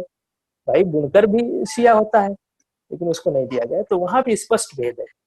जी मैम, दूसरा सवाल शायद आपका महिलाओं से संबंधित था। देखिए, अशराफ और पसमानदा में विभेद है, सिर्फ उनका हमारा धर्म एक हो सकता है। बाकी हम भारतीय हैं, हमारे सभ्यता संस्कृति, हमारे यहाँ शादियां जो होती हैं उसमें निकाह को छोड़ के सारे कस्टम जो है हिंदुआना है। ये अशराफ उसको हिंदुआना कहता है, हम उसको भारतीय कहते हैं। तो हिंदुआना इसलिए कहता है ताकि हम उससे हटे, हम उर्दू बोलने लगे, हम शेरवानी पहनने लगे। हमारे यहाँ जो शादी में हल्दी लगता है या धागे वगैरह जो बांधते हैं या चावल वगैरह जो फेंका जाता है, जिसको परछावना हमारे यहाँ भोजपुरी में कहते हैं, वो सब सॉरी, वो सब जो है खत्म हो जाए। तो उसको हिंदुआना कहता है ताकि हम, अरे ये हिंदू हिंदू है, जबकि वो हमारा है, हमारा कल्चर है। तो कल्चर हमारा बिल्कुल अलग है, इसलिए हमारी महिलाओं के भी कल्चर अलग है। ये नकाब, ये पर्दा प्रथा, ये जब तबलीगी जमात, जमात इस्लामी आई है, जब मुस्लिम अशराफ शासनकाल जब खत्म होने लगा है, तो इन लोगों ने समाज में मदरसे खोलने शुरू किए, गुलाम, ताकि गुलाम इनका कहीं भागने ना पाए। पहले ताकत से गुलाम बना के रखते थे, अब हमारे पसमानदा महाज के जनरल सेक्रेटरी हैं वकार अहमद जी, कहते हैं कि अशराफ हमारे दिमाग को कंट्रोल करता है। तो वो हमारे, लेकिन हमारा कल्चर बिल्कुल, हमारी औरतें खेत में काम करती हैं, वो अपने पसमानदा की औरतें अपने पुरुषों के साथ कंधे से कंधा मिला के अपने जीवन यापन करती है। अगर वो सब्जी बेच रही है तो मर्द औरत दोनों बेच रही हैं, अगर वो कुछ काम कर रही है, खेत में रोपनी कर रही है, तो साथ में करते हैं। लेकिन अब धीरे धीरे अशराफीकरण हो रहा है, तो आप देखेंगे पसमानदा की औरतें भी निकाब पहनने लगी हैं और घरों में रहने लगी हैं। उससे हमारा इकोनॉमिक स्टैंडर्ड भी उसमें गड़बड़ हुआ। तो हमारा कल्चर ही अलग है और एकदम वो साफ स्पष्ट दिखाई देता है। आप अशराफ औरतों से जब बात करेंगी, पसमानदा औरतों से जब बात करेंगी, तो आपको एकदम फर्क समझ में आएगा। दूसरी एक चीज है कि पसमानदा, जो प्रथम पसमानदा आंदोलन था, आसिम बिहारी के नेतृत्व में चला था 1936 के अंदर, सिर्फ बिहार के अंदर महिलाओं के 6 तकरीबन 100 स्कूल खोले गए थे। और एक जैसे फूले दंपत्ति हैं हमारे यहाँ भी, अब्दुल रजाक और नफीरू दंपत्ति थे। अब्दुल रजाक ने अपनी बीवी को पढ़ाया और पढ़ाने के बाद दोनों हस्बैंड वाइफ मिलके इरबा, रांची के पास एक जगह है, वहाँ पे स्कूल खोला। वहाँ आदिवासी थे, हिंदू आदिवासी और मुसलमानों में बुनकर थे, उनको लेके कंबाइंड एक काम किया। तो उस वक्त उन्होंने 8 स्कूल खोला था, जो बिल्कुल गरीब पृष्ठभूमि से थे। और उनके पास उस तरह से खाने पीने को भी नहीं था, लेकिन उन्होंने स्कूल किया। तो आसिम बिहारी के नेतृत्व में हमारा पूरा जमातुल मोमिनीन, या जिसको मोमिन कॉन्फ्रेंस भी कहा जाता है, उसके पास अपनी महिला विंग थी। जी मैं समझता मैंने आपके सवाल का जवाब दे दिया। फयाज जी, मेरा जी प्रश्न था, एक आपने रेफरेंस दिया था कुरान को मिसकोट करते हुए, उसको अपने फायदे के लिए इस्तेमाल करते हैं जी जी जी। अशरफ। तो आज बहुत बड़ी बहस पूरे दुनिया में छिड़ी हुई है इस्लामोफोबिया की, कि लोग इस्लाम का गलत इस्तेमाल कर रहे हैं या बदनाम कर रहे हैं। तो जब 90% मुसलमान उसके खिलाफ आवाज क्यों नहीं उठा रहा है? अगर हम कहते हैं कि हिंदुस्तान, मैं यही पूछ रहा था कि 90% क्यों उस ब्लैकमेल में आ जाता है, मैं सिर्फ ये जानना चाहता हूँ। जी देखिए, ये तो पहली बार हुआ है कि दैनिक जागरण में मेरा एक लेख छपा है अभी 6 अक्टूबर को। ये पहली बार भारत की मुख्य धारा की किसी मीडिया ने हमारे विमर्श को जगह दिया। दूसरी बार मैं आपके सामने संगम टाक मुझे। तो इसमें कई एक कारण है। देखिए, इस्लामोफोबिया जो है ये भी अशराफ का एक टूल है। देखिए, वो इस्लामोफोबिया का एक सिस्टम लेके आया है, ठीक है, ताकि भाई इस्लाम में ये नहीं, इस्लाम, अरे भाई तो पहले आप अपने यहाँ सामाजिक न्याय स्थापित करो ना। मुस्लिम पर्सनल लॉ बोर्ड में अपने भाइयों को, जिसको तुम भाई कहते हो मंच पे के मुसलमान सारे भाई होते हैं, तो भाई तो उसको पहले भाई साबित करो ना। सिर्फ मुंह से कहने से तो होगा नहीं। इस्लामोफोबिया मैं एक टूल समझता हूँ। अशराफ पूरी दुनिया में इसको लेके आया हुआ है कि इस्लामोफोबिया इस्लामोफोबिया। आमिर खान को बहुत डर लगता है भारत के अंदर, पसमानदा को तो डर नहीं लगता है, हमें अशराफ से डर लगता है। और डर इस तरह से है, अशराफ इस तरह से, हमने बताया ना कि हमारे महासचिव वकार अहमद जी कहते हैं कि जो है हमारा दिमाग वो कंट्रोल करता है। पसमानदा गुलाम है अशराफ, इसलिए चौक चौराहे पे चाय खाने में बैठ के एक पसमानदा का नौजवान लड़का जितने तीक्ष्णता के साथ मुखर होके भारतीय सरकारों की आलोचना, ऐसे नहीं कि भाजपा की सिर्फ आलोचना करता है, पहले कांग्रेस की आलोचना ये लोग कराते थे। ये हमको बताते हैं कि भारत राष्ट्र और भारत देश और भारत सभ्यता संस्कृति तुम्हारी ऑपरेशन है, ये हमें बता के उन्होंने रखा हुआ है। तो आप देखेंगे मोदी के खिलाफ, योगी के खिलाफ भद्दी भद्दी गंदी गंदी, ये भारत में ही संभव है, क्योंकि हमारा देश सेकुलर है और यहाँ एक अच्छा एक शासन तंत्र है हमारे पास, और हम किसी की आलोचना कर सकते हैं। मोदी जो विश्व नेता है, ये हमारे लिए सम्मान की बात है। उनसे हमारे वैचारिक मतभेद हो सकते हैं, लेकिन वो हमारे देश का नेतृत्व कर रहे हैं, और जितने वो बलशाली होगा हम अपने को बलशाली समझते हैं। आलोचना हम कर सकते हैं, हमको इसका राइट है। बहरहाल तो मोदी की, योगी की जितना मुखर होकर पसमानदा का नौजवान लड़का उनके खिलाफ बोलता है, वो अपने असली ऑपरेशन अशराफ के खिलाफ नहीं बोल पाता है। मैं जो बोल रहा हूँ तो मैं समझता हूँ कि मैं बहुत साहस का काम कर रहा हूँ कि बोल रहा हूँ इतने खुलेआम। मेरे साथ क्या होगा, वो क्या होता है वो मैं झेलता हूँ, मैं उसको करना नहीं चाहता हूँ। खैर सच है वो मैं बोलना पसंद करता हूँ। 90% संख्या में तो है, लेकिन ये कंट्रोल्ड है, ये गुलाम है। और पसमानदा आंदोलन इसी पे काम कर, पसमानदा आंदोलन का एक शानदार इतिहास रहा आसिफ बिहारी के नेतृत्व में, लेकिन बंटवारे के बाद वो कांग्रेस उसको आंदोलन को खा जाती है, अपने शासन प्रशासन में भागीदारी देके। आप कांग्रेस को जानते हैं, वो खा जाती है संगठनों को, पार्टियों को। बहरहाल, और उसमें भी अशराफ थे मौलाना आजाद के नेतृत्व में, रफी अहमद किदवई के नेतृत्व में, जो लगातार इसको करते रहे। तो पसमानदा एक तो गुलाम है, इसलिए गुलाम की तरह बिहेव करता है, अपने मालिक की हर बात मानता है। दूसरा, उसमें जो जन जागृति आई है, लोग उस बात को समझते हैं और बोलते भी हैं, लेकिन वो सार्वजनिक मंचों पे आपस में बैठ के तो बात करते, सार्वजनिक मंचों पे बोलने पे चूंकि अशराफ बहुत ज्यादा बलशाली है, अभी इतना बलशाली है कि वाजपेयी से लेकर मोदी तक को कंट्रोल कर लेता है, नेहरू तक को तो खूब कंट्रोल किया। तो डरते हैं लोग, चूंकि पसमानदा आर्थिक एतबार से, सामाजिक एतबार से, राजनीतिक एतबार से कमजोर है, एक थाने में पैरवी तक वो नहीं कर पाता है, इसलिए लोग अवॉइड करते हैं। जो बात को समझते हैं, मैक्सिमम लोग तो इस बात को समझते नहीं है। पसमानदा आंदोलन इस पे काम कर। दूसरा, हम जैसे इक्का दुक्का लोग हैं, पसमानदा संगठन है जो मुखर होकर बोलते हैं, उनकी बात, उनकी आवाज मुख्य धारा तक नहीं पहुंच पाती, आप जैसे बुद्धिजनों सिद्धिजनों तक नहीं पहुंच पाती है। कमजोर आदमी को जब तक सपोर्ट नहीं मिलेगा, देखिए अम्बेडकर का एक, मैं यहाँ पे कोटेशन कोट करना चाहूंगा, कि वो कहते थे कि गुलाम को बता दो कि वो गुलाम है, अपनी बेड़ी खुद तोड़ देगा। तो पसमानदा आंदोलन जो बहुत कमजोर है, देश में मैं समझता हूँ 1 दर्जन पसमानदा संगठन है, कोई नहीं जानता है। जो पसमानदा जाते हैं उनके अलग अलग संगठन है, धोबियों के अलग संगठन है, दुनिया बिरादरी के अलग संगठन है, कसाईयों के अलग संगठन है, और एक कंबाइंड संगठन भी है पसमानदा नाम से, लेकिन वो कमजोर है। और इनको और ये काम कर रहा है, लोगों के अंदर जन जागृति आ भी रही है, लेकिन उस तरह से रिजल्ट आप 100% की जो बात कर रहे हो, जब तक नहीं आएगा, जब तक भारतीय समाज, भारतीय जनमानस जैसे और मुद्दों को दलितों के मुद्दे को लेके चलता है, पिछड़े के मुद्दे को लेकर चलता है। मैं आपको ऐसे दसियों ब्राह्मण बता दूंगा जो आदिवासियों के लिए काम करने के लिए जंगलों में अपनी जिंदगी गुजार रहे हैं। ये हमारे भारतीय समाज की खूबसूरती है जिसको, लेकिन आपको एक अशराफ बताइए जो पसमानदा की बात कर, ये तो कह ही देते हैं कि जाति नहीं। तो सामाजिक न्याय और न्यायप्रिय और किसके तबीयत में, किसके स्वभाव में न्याय है, ये साफ साफ दिखता है।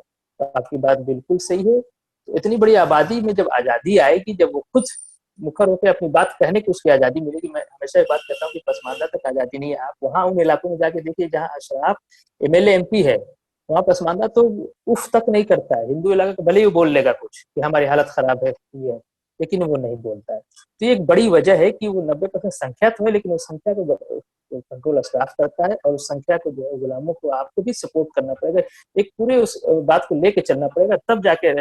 एक देखिए धार्मिक, ये जो सामाजिक सुधार का कार्यक्रम एक दिन में, एक वक्त में नहीं, एक आदमी के कहने से, हमारे कहने से कुछ नहीं होता। ये एक सामूहिक प्रयास है। जैसे हमने और भी कुरीतियों पे काम किया है, हमको पसमानदा मुस्लिम जाति पात की कुरीति पे भी काम करना पड़ेगा, तब जाके वो बात समझ में आएगी। जी, वैसे आपने बहुत अच्छा सवाल किया। एक प्रश्न मेरा भी है, इससे पहले कि मैं आगे जाऊं। जी मैम। आप कह रहे हैं जो कन्वर्टेड हैं उनका स्टेटस इतना ज़्यादा नहीं है उनकी नज़रों में, अशराफ की नज़रों में। मुसलमान मुगल काल, मुसलमान शासन कन्वर्ट भी करता है और फिर उनको वो इज्जत भी नहीं देता है। पाकिस्तान बना, उन्होंने कहा आ जाओ यहाँ पे, ये हमारा ज़मीन है, लेकिन जब वो चले गए तो फिर वो मुहाजिर को इज्जत भी नहीं देता है। पहली बात तो ये। दूसरी बात, as an outsider, as a Hindu, मुझे तो आज तक पता भी नहीं था कि इतना जातिवाद है। मेरे लिए मुसलमान इज वन ब्लॉक। तो ये जो आप बात कर रहे हैं, पहली बार तो हमें सुनने में आ रही है। आप कहते हैं हमें न्याय दो, किसको न्याय दे? हमें तो पता भी नहीं कि आप एग्जिस्ट करते हो। तो पहली बार आपने बुलाया भी तो है मैम, तो जब आप इससे पहले बुलाए होते तब पहले भी कहे होते। बहरहाल देखिए, हर चीज अशराफ कंट्रोल करता है, द्विराज सिद्धांत से लेके, और इसमें वो पसमानदा को यूज करता है। फ्रंट अभी मुस्लिम पर्सनल लॉ बोर्ड भारत 3 तलाक के ऊपर कोई प्रोग्राम करेगी, सबसे ज्यादा भीड़ वहाँ पसमानदा लगाएगा, टोपी पहन के। लाठी चलेगी पुलिस की, पसमानदा तोड़ दिया जाएगा। जिसके घर में कोई कमाने वाला नहीं, एक ही लड़का कमाने वाला, वो भी जाके मुस्लिम पर्सनल लॉ बोर्ड के पोस्ट में हाथ पैर तोड़ के चला आया। ठीक, और भाईजान बैठ के मोदी के साथ चाय पी के गुफ्तगू करेंगे कि क्या हो सकता है, आप बहुत जुल्म कर रहे हैं साहब, हम तुरंत रातों रात उनके लड़के, उनके दामाद एमएलसी एमएलए राज्यसभा चले जाएंगे। तो सारे इस्लाम भी बच गया है, जो इस्लाम खतरे में था। तो ये पूरा इस्लाम खतरे में है, ये है वो, इस तरह की जज्बाती बातों में। देखिए, शारीरिक रूप से हमें कंट्रोल करते थे जब इनका शासन था, और आज भी जहाँ जहाँ ये मजबूत है और शारीरिक रूप से भी कंट्रोल करते, लेकिन इन्होंने हमारा मस्तिष्क कंट्रोल कर रखा है। पसमानदा आंदोलन इस पे चोट कर रहा है लगातार। हमारा वेबसाइट है, हमारा यूट्यूब चैनल है, जो रिसेंटली हम लोगों ने लॉन्च किया है, उस पर हम लिखते पढ़ते हैं, और बहुत से संगठन के लोग हैं और इस पर हम काम कर रहे हैं। बस इसको थोड़ा सा मुख्यधारा में अगर इस विमर्श को जगह मिल जाए तो निश्चय ही बात होगी और सामाजिक न्याय होगा। फैयाज जी, बहुत बहुत धन्यवाद। सही बताऊं तो जैसे अपर्णा ने कहा कि पता भी नहीं था, वो तो किसी तरह मेरे ट्विटर हैंडल में कहीं पर दिख गया मुझे एक वीडियो, तो मैंने थोड़ा ढूंढना शुरू किया, कहाँ से वहां पर आपके पास पहुंचा, तो तब पता चला ये सब है जो आप बता रहे हैं, सब चीजें। तो मेरे एक दो सवाल हैं, और शायद थोड़ा कंट्रोवर्शियल भी हो सकता है, थोड़ा सेंसिटिव हो सकता है, मगर मैं आपसे जरूर स्वागत है सवालों का। जी, तो पहला थोड़ा इजी सवाल ये है कि आरएसएस का एक मुस्लिम राष्ट्रीय मंच है, उसके एक वक्ता हैं जो हमारे पास 2 बार आ चुके हैं, अपना फैज़ मोहम्मद खान।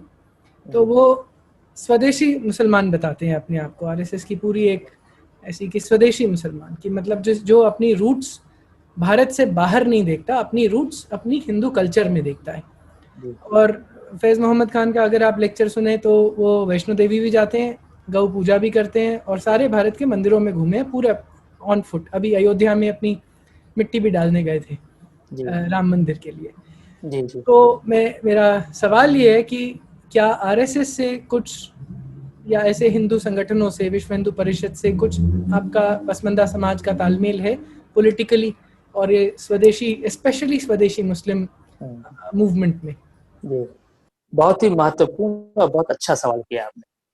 देखिए, हमारे संगठन के ऊपर पसमानदा एक्टिविस्ट जितने हैं सबके ऊपर ये इल्जाम ही है कि ये भाजपाई हैं, आरएसएस से पैसा लेके काम करते हैं, मुसलमानों को तोड़ रहे हैं। ये हमारे ऊपर इल्जाम, इस इल्जाम, इस बहतान और इस आरोप के साथ हम ओढ़ते बिछाते सोते हैं। बहरहाल अब आते हैं जो आरएसएस का जो संगठन है उस पर किसी व्यक्ति विशेष की आपने किया। देखिए ये ढोंग है, अशराफ ढोंगी है और ढोंग करने में बहुत माहिर होता है।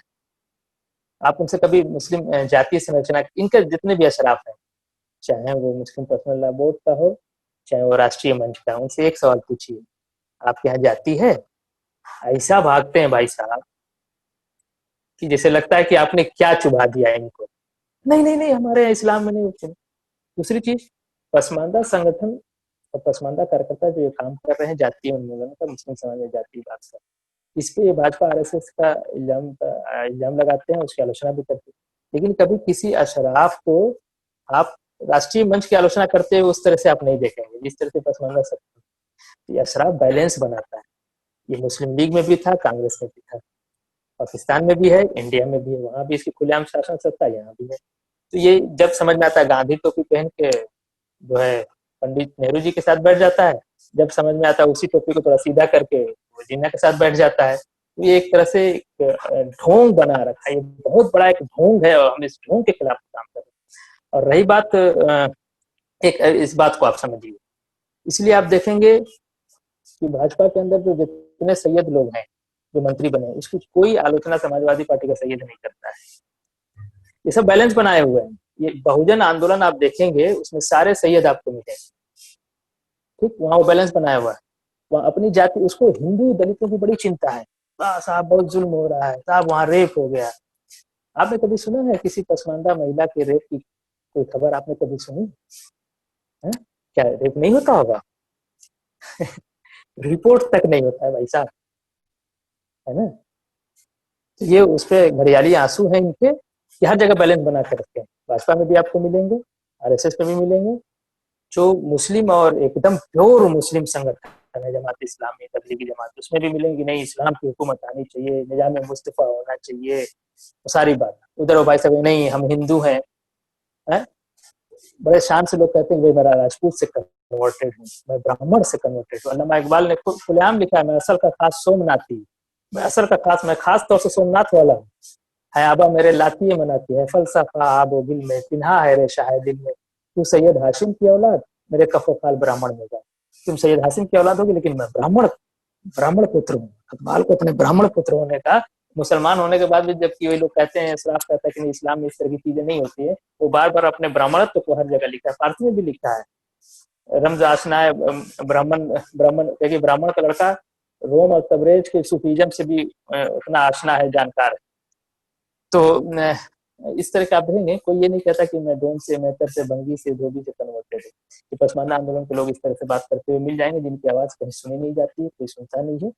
तो आपके सवाल का ये जवाब है। दूसरी चीज, अगर जो राष्ट्रीय संगठन है, राष्ट्रवादी संगठन है, वहां पे चूंकि अशराफ बैठा हुआ है तो वो विमर्श को जाने नहीं, फिल्टर कर देता है, हर जगह यही बात है। इसीलिए आपने कहा कि आप पहली बार सुन रही हैं, आपने भी कहा कि आपको पहली बार सुनने का मौका मिला, वो ट्विटर पे अगर आपने ना देखा होता है तो शायद नहीं। यानी 90% मुसलमान कुल संख्या, यानी अगर 15 करोड़ 13 करोड़ की आवाज को कोई सुन नहीं रहा, तो आखिर किस तरह का फिल्ट्रेशन लगा हुआ है अशराफ ने। जो आपने राष्ट्रीय संगठन के जो मुस्लिम मंच की बात किया, उसमें भी आप देख लीजिए उसकी जातीय संरचना। आप कहीं भी मुसलमान देखिए, वहाँ उसकी जातीय संरचना देख लीजिए, मुस्लिम पर्सनल लॉ बोर्ड से लेकर आरएसएस के राष्ट्रीय मंच तक, और उनसे पूछ भर लीजिए कि भैया तुमने अपने समाज के वालों को क्यों नहीं इसमें भागीदारी दिया। इनकी सारी मसवात, सारे इस्लाम और सारे स्वदेशी का जो ये ढोंग कर रहे हैं भाजपा कांग्रेस में, उसकी वो सब खुल के सामने आ जाएगा जो इस्लाम का ढोंग कर रहे हैं। और आप थोड़ा सा होशियार रहिएगा, मैंने कहा था कि ये बहुत साहसिक कार्य है और इतना डेयरिंग जो आपने काम किया है पसमानदा समाज के आदमी को बुला के, तो आप थोड़ा होशियार रहिएगा। जी जी बहुत कुछ करते रहते हैं ये भी साथ में। हर समय क्या होता है कि लगता है कि ये जो बैरियर है ना, यहाँ बहुत डिफिकल्टी है, फिर उसके बाद और कुछ होता है, वो बैरियर ऊपर ही होता जाता है डिफिकल्टी में जो टॉपिक्स रेज करते हैं। जी दूसरा टॉपिक थोड़ा सेंसिटिव है। अगर इतनी ऐसी दिक्कत है, कभी पसमानदा समाज ने एज अ ग्रुप ये सोचा है कि वापस हिंदू समाज में लौटना ऐसा कभी सोचा है? क्या ऐसा कुछ इनिशिएटिव हुआ है? जाटों में बहुत मुस्लिम में कन्वर्जन हुआ था। अब ज़्यादातर ऐसे लोग मानते हैं कि तलवार के अंडर ही हुआ था, और कोई, जैसा आपने बहुत अच्छे से कहा कि कोई कुरान को समझकर मुसलमान बना हो, ऐसा शायद बहुत ही कम होता है, जिस भी पॉलिटिकल रीजन से हो, जो भी हो। तो जाटों में एक मेरे को समाज पता है, मूड़ा समाज, मूड़ा जाट बोला जाता है। ऐसे पूरे भारत में समाज है जो एक ग्रुप में, एक थोड़े गांव या एक कम्युनिटी इकट्ठी होकर वापस रिकन्वर्ट हो गई, वापस हिंदू बन गई, तो अपनी जातियां बन जाती हैं। ये हमने सवाल फैज मोहम्मद खान से भी पूछा था उन्होंने, और ये बहुत चर्चा आती है कि जी किस जाति में वापस जाएंगे। तो इसके ऊपर शंकर शरण जी हैं, डॉक्टर शंकर शरण, उन्होंने अभी अभी किताब लिखी है एक, और उन्होंने यही कहा है कि हर समय जब भी हिंदू समाज में कोई वापस आना चाहा है, या कोई बाहर का व्यक्ति है, कोई कुशान है, कोई जिसने इन्वेड करा, वो अपना ही एक समाज बना देते हैं, अपनी एक जाति बना देते हैं। और ये हम हजारों सालों से होता है। हून आए, सब आए, सब ने अपनी अपनी जातियां बना के, अहोम कंबोडिया के थे, और 600 साल बड़ा राष्ट्र बनाकर जो कभी भी मुगलों से डिफीट नहीं हुए। हम भारतीय थे ही नहीं, लेकिन बहुत ही कट्टर हिंदू बन गए थे एक तरह से, काली की पूजक। सॉरी, लंबा सवाल, मगर अब देखिए, जहाँ तक कन्वर्जन का बात है, घर वापसी की बात है, देखिए मैं पसमानदा आंदोलन, इसमें भी मतभेद है हमारे संगठन में, जैसा कि हर जगह होता है, लेकिन एक बड़ा गिरोह इस बात को मानता है कि इस्लाम की देसी व्याख्या में भारतीय व्याख्या होनी चाहिए। व्याख्या हो भी रही है। मौलाना अब्दुल हक कासमी ने एक किताब लिखा है, इस्लामी नजर में जात पात, प्रोफेसर मसूद आलम फलाई की 700 पेज की किताब है, हिंदुस्तान में जात पात और मुसलमान। मौलाना हबीब रहमान साहब आजमी ने भी इस पे लिखा है 1936 में ही, जब मुफ्ती शफी उस्मानी ने बहुत गंदी गंदी बातें देसी मुसलमानों पसमानदा मुसलमानों के लिए लिखी थी, तो उसके डिफेंस में लिखा था उन्होंने। मेरा भी एक आर्टिकल है इस्लामी समता सच के आईने में, इसमें आप पढ़ेंगे तो आपको समझ आ जाएगा। देखिए, हम क्योंकि भारतीय संस्कृति का हमारा एक नेचर है, ये एक बहुत ही सहिष्णु है, हम बाहर से आने वाली हर चीज को अपना लेते हैं।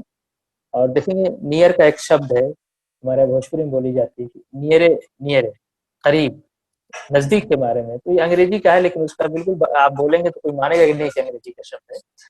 तो हम इस्लाम की भारतीय व्याख्या, पसमानदा व्याख्या कर रहे हैं, और जिस घर में हम आए किन्हीं कारण से हम कन्वर्ट होते हैं, अब इसी घर पे जो है, इस घर को अपना बना लेना है, इसी घर पे कब्जा कर लेना। अशराफ की जो हेजेमनी है, जो वर्चस्व है, इसको हमें तोड़ देना।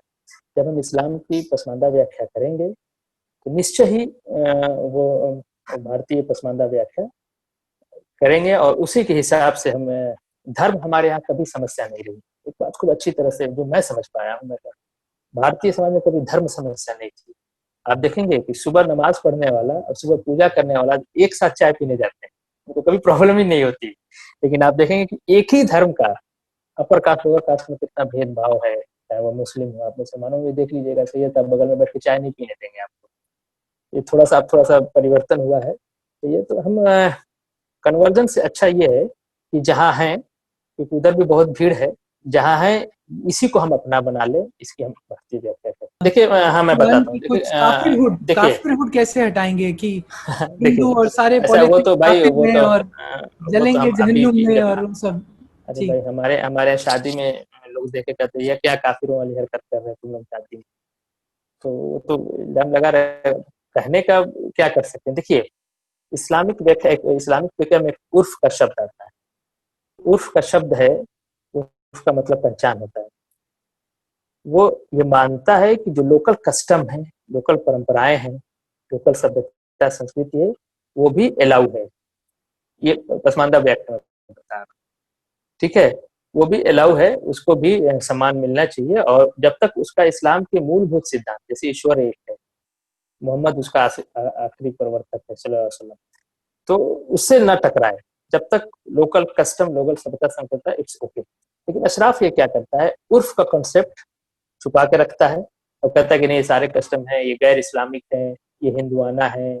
ये वहां भी यूरोप अमेरिका में भी यही काम करता है। तो इसकी ये जगह पसमानदा व्याख्या करेंगे तो हमारी सभ्यता संस्कृति, शादी में हल्दी लगाना, मेहंदी लगाना, साड़ी पहनना, जब हम इसको कहते हैं कि इस्लाम इससे कोई भेद नहीं है, तो इसकी व्याख्या होगी। लेकिन देखिए, एक साड़ी सबसे ज्यादा मऊ, आजमगढ़ और आप उत्तर प्रदेश के बनारस में जाए तो वहाँ जो कोरी जाति के जो दुल्हा या बुनकर जो अंसारी कहे जाते हैं, उनकी औरतें साड़ी सबसे ज्यादा बनती। लेकिन अशराफ ने इस तरह से तबलीगी जमात इस्लामी की अपनी इस्लाम की व्याख्या है, वो अपने इस्लाम की व्याख्या हमारे ऊपर छोड़ते हैं, हम अपने इस्लाम की व्याख्या अपने पर ले आएंगे। तो जो औरतें साड़ी बुनती वो साड़ी पहनती नहीं, जबकि वो पहनती थी, उनके दिमाग में ऐसा हमने बताया ना कि मस्तिष्क कंट्रोल करते हैं, वे साड़ी तो हिंदुआना ड्रेस है, उसको बना रहे हैं, बुन रहे हैं, साड़ी बना रहे हैं, लेकिन पहन नहीं रहे। लेकिन जिस दिन उनको पता चल जाए कि ये तो हमारा है साड़ी, तो साड़ी पहनेंगे, पहनते। हमने अपनी दादी को, अपनी ग्रैंड मदर, अपनी माँ को, हमारी फूफियाँ जो है, हमारे मौसियाँ जो है, सबको हमने साड़ी में ही देखा है। जब मैं इलाहाबाद पढ़ने गया तो अपनी माँ के लिए मैं साड़ी खरीद रहा था, तो मेरे साथ में और लोग गए थे, ये साड़ी किसके लिए ले रहे हैं? मैंने कहा यार अम्मी के लिए ले रहा हूँ। तो उनको बड़ा ताज्जुब हुआ कि ये अपनी अम्मी की साड़ी पहन रही है, तो साड़ी तो हमारे हिंदू पहनते हैं। हम उस कल्चर में जीते हैं, देखिए हम उस कल्चर को जीते हैं, ऐसा नहीं है।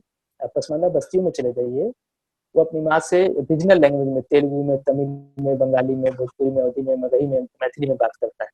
जब आप जाएंगे उर्दू में बात करने, आइए जनाब, बैठिए जनाब, घर में आके जाकर कि अम्मा चाय लिया के दे।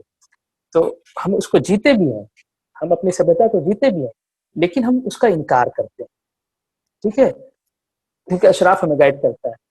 हम शादी ब्याह में हल्दी लगती है, हमारी दादी ढोलक पे गीत गाती थी, जिसको हमारे बड़े अब्बा जो देवबंद से पढ़ के आए थे कहते थे ये गीत बंद करो, ये सब हिंदुओं का रस्म है, ये हमारा रस्म है। तो हमको एक अशराफ हमारी जड़ों से काट रहा है। पसमानदा आंदोलन जड़ों से जुड़ने की वापसी की थी। जब हम अपने जड़ से जुड़ेंगे तो भाई हिंदू भी तो नास्तिक होता है, चरवाका आप देख लें। तो हिंदू एक टर्म को एक धर्म के लिए तो एक समाज विशेष का नाम है। इसमें शाक्य मिलेंगे, शैव मिलेंगे, इसमें नाना प्रकार के धार्मिक आस्थाएं मिलेंगी। इस्लामिक आस्था भी हमारी चलेगी, उसमें कोई बहुत दिक्कत की बात नहीं है, जो मैं समझ पाया। भारत को विश्व गुरु कहा जाता है तो इसकी कुछ सच्चाई होगी। हम हमेशा एक्सप्लेन करते हैं, हमारे यहाँ इस्लाम की भी जो बहुत सी आप व्याख्याएं बताएं, विदेशों में जो हल नहीं हो पाता है वो इस्लाम में आता है, यहाँ इंडिया में आता है कि ये क्या है। इंडिया के उलमा इस मामले में लीड करते हैं, ऐसा नहीं है। देखिए उर्दू बिल्कुल भारतीय भाषा है, लेकिन इस्लाम की वजह से ये दुनिया में और जगह गई, क्योंकि इसको इस्लाम में बहुत सी किताबें लिखी गई जो उर्दू में थी।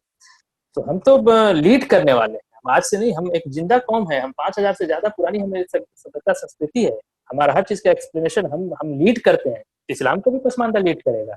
अगर आप जैसे बुद्धिजीवी और भारतीय जनमानस का साथ रहा तो पसमानदा देखिए एक दिन इस्लाम को भी लीड करेगा।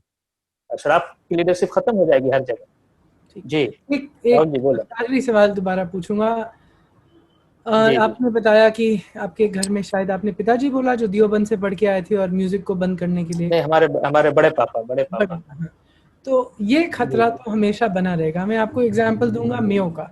मैं आज से 20 साल पहले अलवर जाते हुए मेयो वहाँ से निकला था। मेवात से सब वो घूंघट पहनते थे, बिल्कुल कोई राजपूतों की तरह, जैसे कोई गांव में उत्तर प्रदेश या हरियाणा के गांव में औरतें रहती हैं, सब लोग, आदमी लोग सब ऐसे ही घूमते थे। एक वहाँ पर छोटा सा सरस्वती विद्या मंदिर करके स्कूल था, भैया जी करके चलाते थे, उनको जाता था तो वहाँ रुका। वो कहते हैं कि जी सब आसपास के मुसलमान मुझे बोलते हैं बनिए की एजुकेशन दे दो हमारे बच्चों को, बस। ये होता था आज से 20-25 साल पहले। अब आप देखिए वहां पर तो सब कुछ बुर्का हो चुका है, पूरा का पूरा। ओमान से पैसा आता है, ओमान के हॉस्पिटल हैं, देसी हॉस्पिटल में, गवर्नमेंट स्कूलों में कोई जाता नहीं है। मतलब ये तो पूरा वो। देखिए राहुल जी, एक बड़ी समस्या है। देखिए जब अशराफ का शासन काल खत्म होता है, अब ये सरवाइव यहाँ कैसे करेंगे, इसके लिए द्विराष्ट्र सिद्धांत मदरसे मस्जिद में खोल के मानसिक रूप से तैयार करना। सर सैयद ने साफ लिखा है कि पसमानदा को सिर्फ लिखना पढ़ना पढ़ाओ, वजू करना, नमाज पढ़ना पढ़ा दो, इतना ना पढ़ाओ कि हमसे सवाल करने लगे। तो ये अशराफीकरण कहलाता है। तबलीगी जमात आने के बाद पसमानदा औरतें भी नकाब पहनने लगी, वरना जो फंक्शनल है, जो कार्य कर रहा है वर्क प्लेस पे, जिसको जाना है वो नकाब पहन के चेहरा ढक के तो नहीं कर पाएगा। तो अशराफीकरण की तेजी बहुत है, उनके संगठन बहुत हैं, फूट सोल्जर और पसमानदा को बना के रखते हैं। अब देखें तबलीगी जमात में 10-20 लाख की भीड़ में कौन होता है? हम होते हैं। हजरत आते हैं, प्लेन से तकरीर करते हैं, घंटा चले जाते हैं। हम जो है 10 घंटा 20 घंटा का सफर करके वहां जाके पहुंचते हैं। उसके खिलाफ में जो पसमानदा आंदोलन चल रहा है उसकी गति बहुत धीमी है, उसको सपोर्ट बहुत कम है। तबलीगी जमात का इस्तेमाल होता तो कौन सपोर्ट करता है आप बताएं? भारत की सरकार सपोर्ट करती है, पुलिस प्रशासन, सारा प्रशासन वहाँ सारा इंतजाम हुआ करता है। अब वो उनको लगता है कि हम धार्मिक काम है, जबकि वो अशराफीकरण हमारा कर रहे हैं। हम तो यही सवाल उठा रहे हैं ना। उनको सपोर्ट भी है, उनकी गति भी ज्यादा है, वो ऑलरेडी शासक वर्ग है, वो संपन्न है, ताकतवर है। उसके विरोध में यानी एक साउथ अफ्रीका की क्रिकेट टीम है और एक गली में क्रिकेट खेलने वाली क्रिकेट टीम है। आप उसकी गली वाले से सवाल करें कि आप मैच क्यों नहीं जीत रहे? जरूर जीतेंगे, हमारा हौसला है और एक दिन हम आपको जीत के दिखाएंगे। लेकिन हमें भी हम चाह रहे हैं सपोर्ट भारतीय जनमानस का। वो अशराफीकरण, वो इस्लामीकरण कहते हैं, लेकिन वो है अशराफीकरण, क्योंकि इस्लाम किसी सभ्यता संस्कृति का विरोधी नहीं है, ये आप खूब अच्छी तरह समझ लें।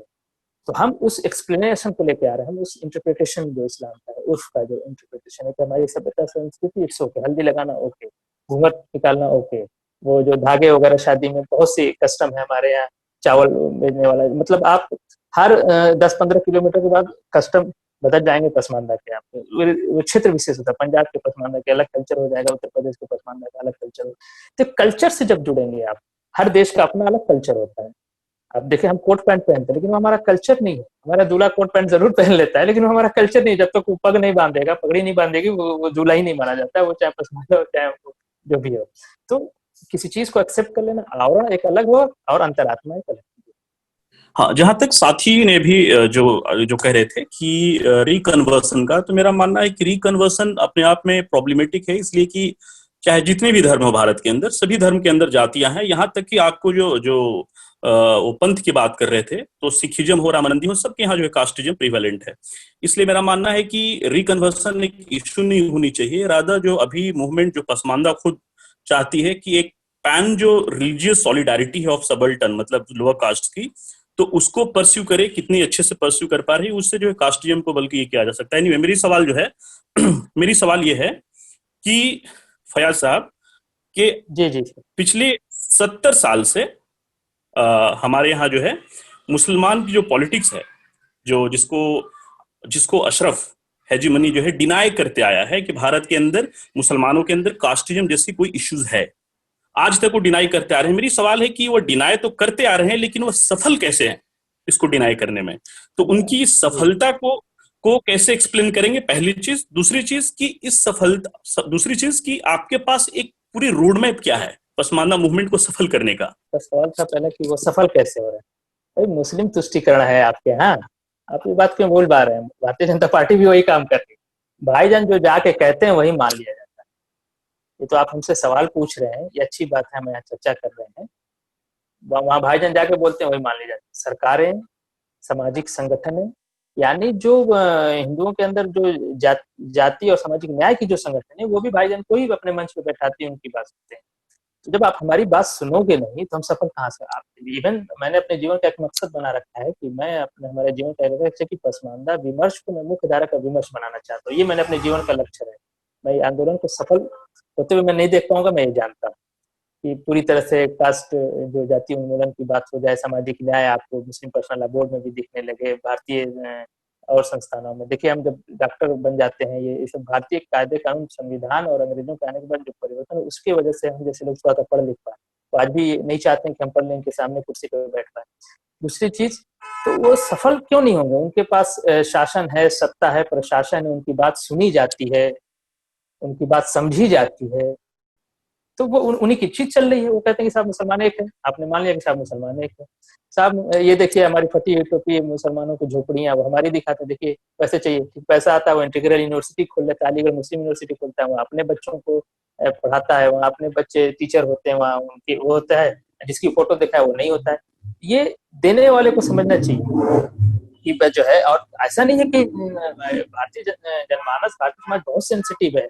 काका कालेकल से लेकर सच्चा कमेटी के रिपोर्ट सब में मुसलमानों के जातीय संगठन को बताया गया है। और इवन मंडल कमीशन देखिए, मंडल कमीशन बिना मांगे, बिना पसमानदा आंदोलन के मांगे, हालांकि शबीर अंसारी के नेतृत्व में मंडल कमीशन को लागू करने के लिए बहुत आंदोलन हुए महाराष्ट्र में। शबीर अंसारी अभी भी जीवित है, लेकिन एक तरफ देखा जाए तो बिना मांगे ओबीसी का आरक्षण मिला हुआ है, एसटी का भी आरक्षण मुसलमानों को, पसमानदा को मिला हुआ है। एससी के आरक्षण में धार्मिक प्रतिबंध है, वो एक अलग बहस कर, अभी मैं उसको यहाँ उसको फिर कभी चर्चा कर। एसटी में और ओबीसी में इवन अमिताभ कुंडू साहब जो सच्चर कमेटी के पोस्ट रिव्यू कमेटी के मेंबर बने हुए थे, उनको नहीं पता था कि एसटी में मुसलमान आते हैं। ये हालत है या, और इसके लिए मैं अपने को जिम्मेदार मानता हूँ कि मैं पसमानदा विमर्श को मुख्य धारा में अब तक नहीं ले पाया। मैं हाथ जोड़ से आप लोगों से क्षमा प्रार्थी हूँ, लेकिन कहीं ना कहीं भारतीय सरकारें, राज्य सरकार, केंद्र सरकार और भारतीय जनमानस, भारतीय बुद्धिजीवी भी इसको लगातार इग्नोर कर रहा है। ऐसा नहीं है कि वो जानता नहीं है। काका कालेकर, मिश्रा कमेटी सबने लिखा हुआ है उसमें जो है, लेकिन अशराफ हर जगह है। वो इतना ताकतवर है कि वो या तो कन्विंस कर ले जाता है या डरा ले जाता है। हम तो डरे हुए हैं, हम जैसे बहुत कम लोग आपको मिलेंगे बात करने जो, क्योंकि हम रूम में बैठ के तो बात करना पसंद करते हैं, लेकिन इतने डरे होंगे बाहर जाके नहीं करते हैं, तो वो तो सफल होंगे ही। अब हमारी बात जब आमतौर से होगी, दैनिक जागरण ने हमें छापा है, फिर इसी तरह मुख्यधारा के अखबार छापे, आप जैसे मुख्यधारा के लोग हमें बोलने के लिए, जब बात विमर्श में आएगी, जब चर्चे में बात आएगी, बीमारी को जब हम मान लें कि बीमारी है, तो उसके बीमारी के निवारण पर भी हम बात करें। चलो आपकी जो मूवमेंट है वो सक्सेसफुल हो भी जाती है और आपको जो इस्लाम में जातिवाद है उससे निपटारा मिल जाता है, लेकिन जो बाकी धर्म है वो तो फिर भी काफिर ही रहे ना आप लोगों के लिए। जो इस्लाम है उसमें काफिर तो वेरी क्लियरली मेंशन्ड है कि कौन काफिर है। जो अल्लाह में बिलीव नहीं, हम तो मूर्ति पूजा करने वाले लोग हैं, तो उसके बाद भी प्रॉब्लम तो सॉल्व होने वाली नहीं है, क्योंकि काफिरों का तो जो ट्रीटमेंट है वो बहुत क्लियरली मेंशन्ड है। तो इसमें आप क्या? जी देखिए, ये जो कल्चरल क्लैश की आप बात कर रहे हैं, ठीक है ना, तो अगर हम लड़ने पे आएंगे तो दो सगे भाई भी लड़ते हैं एक बालिश्त जमीन के लिए, आप समझ रहे हैं। तो जहां तक काफिर शब्द की बात है, तो कुफ्र है, कुफ्र करने वाले को काफिर कहते हैं। कुफ्र जो इस्लामिक देखेंगे तो सीधा सा मतलब है जो ईश्वर को एक न माने और मोहम्मद को अपना ईश दूत न माने, वो उसका इनकार करता है। तो ये उस तरह का शब्द नहीं है, इसको बस ये है कि भाई जैसे आप हमारी राय को नहीं मान रहे, आप असहमत हैं, तो असहमत शब्द जो है गलत नहीं है। हाँ, असहमत शब्द का हम इस्तेमाल किस तरह से करते हैं, हम किसी को मारते हैं काफिर कह के, जाहिर सी बात है वो शब्द एक भयावह शब्द बन जाएगा। तो अशराफ ने इस शब्द को, जो मुस्लिम शासन काल रहा है, इसमें जो है देखिए, जो सवर्ण जातियां रही है शासन प्रशासन में भागीदार रही है। तुगलक इसीलिए बदनाम हुआ कि उसने जो है लोअर कास्ट हिंदुओं को शासन प्रशासन में जगह दी। इसको भी आपको समझना होगा। एक ब्राह्मण राजपूत, अल्लामा इकबाल पाकिस्तान के फाउंडर माने जाते हैं, ब्राह्मण है वो। और जो है मैं उन्होंने एक वो लिखा है अपने में, अन ब्राह्मण जातगान जिंदा दिल लाल अहमद जर साखी सर, और ये पूरा आप पढ़ेंगे खुदी का, तो इसमें कहता है कि जो है भारत को जो है आजादी का शौक किसने दिया है, ये फारसी का एक पूरा है। और जो है शिकार को शिकार करने की टैक्टिक्स किसने सिखाई, ये दो ब्राह्मण पुत्रों ने सिखाई है, अली सरदार जाफरी जो खुद अशराफ है, अल्लामा इकबाल के इस शेर का वो जो एक्सप्लेन करते हैं। और दो ब्राह्मण कौन थे, दो कश्मीर के ब्राह्मण थे, एक नेहरू एक इकबाल। तो ये जो वो है जो सवर्ण का जो कम्बिनेशन है अशराफ के साथ, ये भी कहीं ना कहीं एक बड़ा रोल प्ले करता है। मैं एकदम मैं सच बोलने का साहस कर रहा हूँ, उसकी वजह से भी बातें गड़बड़ हो रही। देखिए अकबर के शासनकाल में, औरंगजेब के शासनकाल में जो भागीदारी रही है राजपूतों की, ब्राह्मणों की, ठीक है, तो ये भी कहीं ना कहीं खराब। तो जो क्लैश जो है सभ्यताओं का जो संघर्ष, तो एक बहुत गंभीर मसला है, और वो सिर्फ बहुत बड़ा एक समस्या है, उस पर एक अलग से बातचीत हो सकती है। और वो काफिर का जो शब्द है उसको यूज करके एट्रोसिटी के तौर पे कि मारो काफिर है, समझ रहे हैं। लेकिन जहां तक टेक्निकल बात है कि भाई मैंने एक बात की, आप उससे असहमत हैं, आप हमारे असहमति हो गए, दुश्मन थोड़ी हुए, लेकिन हम असहमत के बिना पे आपकी जान ले लें, तो जितने असहमति हैं सबको मार दो, जितने काफिर हैं सबको मार दो। ये सभ्यताओं का संघर्ष टकराव है। ये सामाजिक न्याय अलग चीज है और ये अलग चीज। हम सामाजिक न्याय के लिए हम स्ट्राइव कर रहे हैं। जी फयाज जी, आपकी बातों से ही एक चीज निकल के आई थी, वो जो जिसको देवबंद में पढ़े लोगों या इनकी सोच की बात है। तो जैसे हम अपने हिंदू समाज में या सवर्ण समाज में खास तौर पे हम ये कहते हैं कि हमारी समस्या अंग्रेजी में सोचने की है, हम वेस्टर्नाइज होते जा रहे हैं, अपनी चीजों को समझने की जगह किसी चीज को ब्लाइंडली फॉलो कर रहे हैं। तो क्या आपके समाज में ये समस्या उर्दू में सोचने की है हाँ बिल्कुल, आपने सही सवाल दिया। देखिए, उर्दू को हमारे ऊपर थोपा गया है, हमारी भाषा है ही नहीं है उर्दू। मैं एक छोटा सा मिसाल दूं, उर्दू पाकिस्तान में किसी व्यक्ति विशेष की भाषा नहीं, ठीक है, लेकिन वो पाकिस्तान की राष्ट्रीय भाषा है। अभी आप किसी मुसलमान से सर्वे करें, इवन कर्नाटक का मुसलमान कहता है कि भाषा क्या है, उर्दू, जबकि अपनी माँ से कन्नड़ में बात करता है। ये उर्दू अशराफ ने एक टूल के तौर पे लिया है अपने सत्ता वर्चस्व को बचाने के लिए। उन्होंने, देखिए, जब फारसी का डाउनफॉल हो रहा था तो इन्होंने जो है उर्दू लिया। वो उर्दू किसको कहते हैं, इसमें फारसी अरबी की भाषा। अगर आप उर्दू बोलते हैं, थोड़ा सा देसी उसमें शब्द वगैरह आते हैं, और एक आदमी उर्दू बोलता है जिसमें फारसी के शब्द ज्यादा है, तो ये क्या नफीस उर्दू बोलते हैं साहब। वो हिंदी अंग्रेजी सोचने वाला, देखिए वो समस्या जो आप अंग्रेजी वाली कर रहे हैं, वेस्टर्नाइजेशन वाली ना, वो तो पूरे भारतीयों के साथ, चाहे उसमें पसमानदा हो चाहे उसमें बहुजन हो। हम भी पैंट शर्ट पहनते हैं, कोट पैंट पहनते हैं, और हमें भी अंग्रेजी बोलना, बच्चे से अंग्रेजी में बात करना। तो वो एक सभ्यता जो डोमिनेंट होती है, जो प्रभावी सभ्यता होती है, वो कहीं ना कहीं असर डालती है। उसी तरह से अशराफ की सभ्यता डोमिनेंट है, वो भी पसमानदा पे असर डालती है। तो ठीक है, पसमानदा भोजपुरी में बात करने के बाद भी कहता है कि उर्दू हमारी भाषा है, बंगाली में बात करने के बाद भी कहता है कि उर्दू हमारी भाषा है।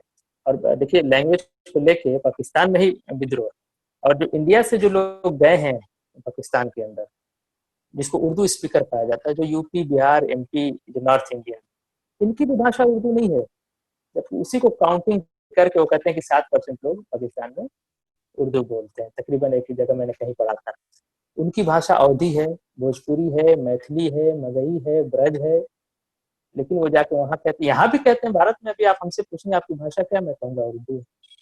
जबकि मैं अपनी माँ से भोजपुरी में बात करता हूँ, अपने लोगों से शादी ब्याह में भोजपुरी में बात होती। मैं कोई सब्जी बाजार से लाना होता तो हम हिंदी में लिखते हैं, क्योंकि पसमानदा को जब पढ़ने लिखने का मौका मिला तो उस वक्त हिंदी में स्कूल थे, तो हिंदी में पढ़ा।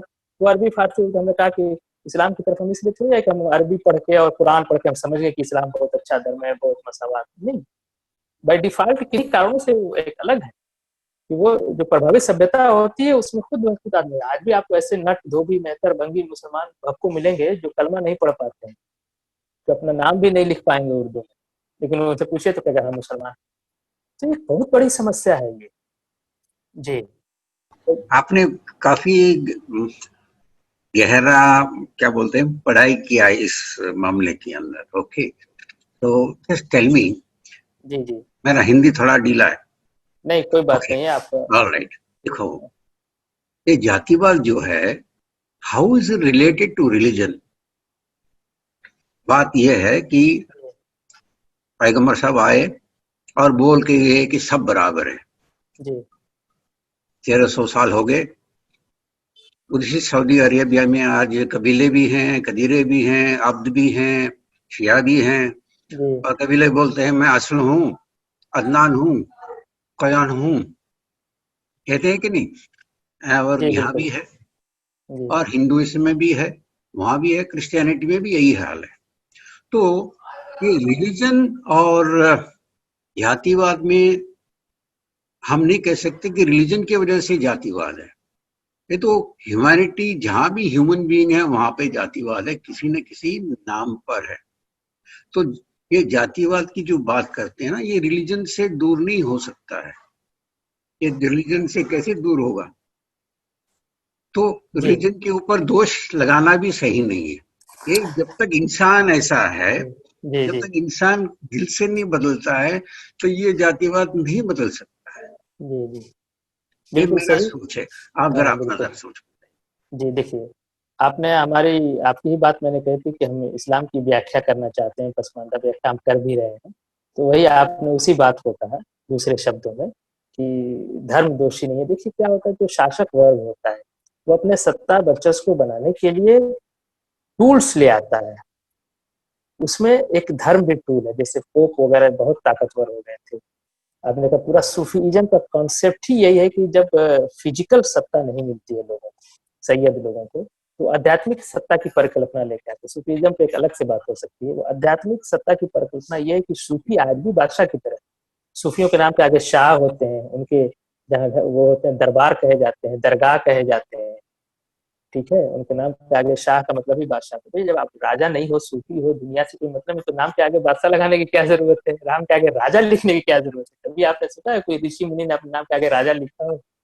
राजा राम मोहन राय का नाम ही बस मैं राजा सुनता हूँ, उसका क्या है वो एक अलग मसला है। तो वो यूज कर लेता है। मैंने शुरू में कहा कि इस्लाम पे सबसे ज्यादा जुल्म अशराफ ने किया, क्योंकि इस्लाम एक मजहब था। और अब देखिए सद्दाम हुसैन की जरूरत पड़ी अपने को सैयद कहलवाने के लिए, तो निकाबत विभाग से उन्होंने सैयद होने का प्रमाण पत्र लिया।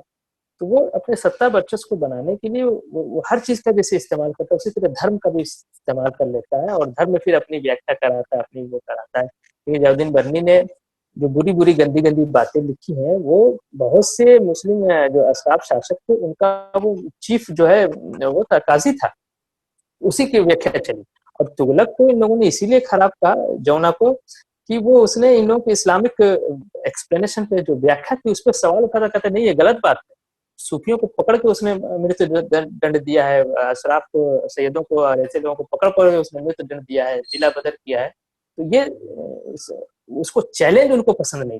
इसीलिए देखिए कि जब भी आप उठाते हैं तो वो अशराफ जो शासक वर्ग है बिलबिला जाता है, वो कहता है नहीं नहीं ये काफिर है। तो आपको तो वो काफिर बाद में पहले हम ही को काफिर कह देता है। अब तो आजकल कहना कम कि आजकल आरएसएस भाजपा कहने से काम चल जा रहा है। तो आजकल वरना पहले यहूदी भी कहते थे कि ये सब यहूदी, जो इनकी बैठी बैठाई व्याख्या पे चैलेंज करेगा वो यहूदी हो जाएगा, काफिर हो जाएगा, आरएसएस और भाजपा का एजेंट हो जाएगा।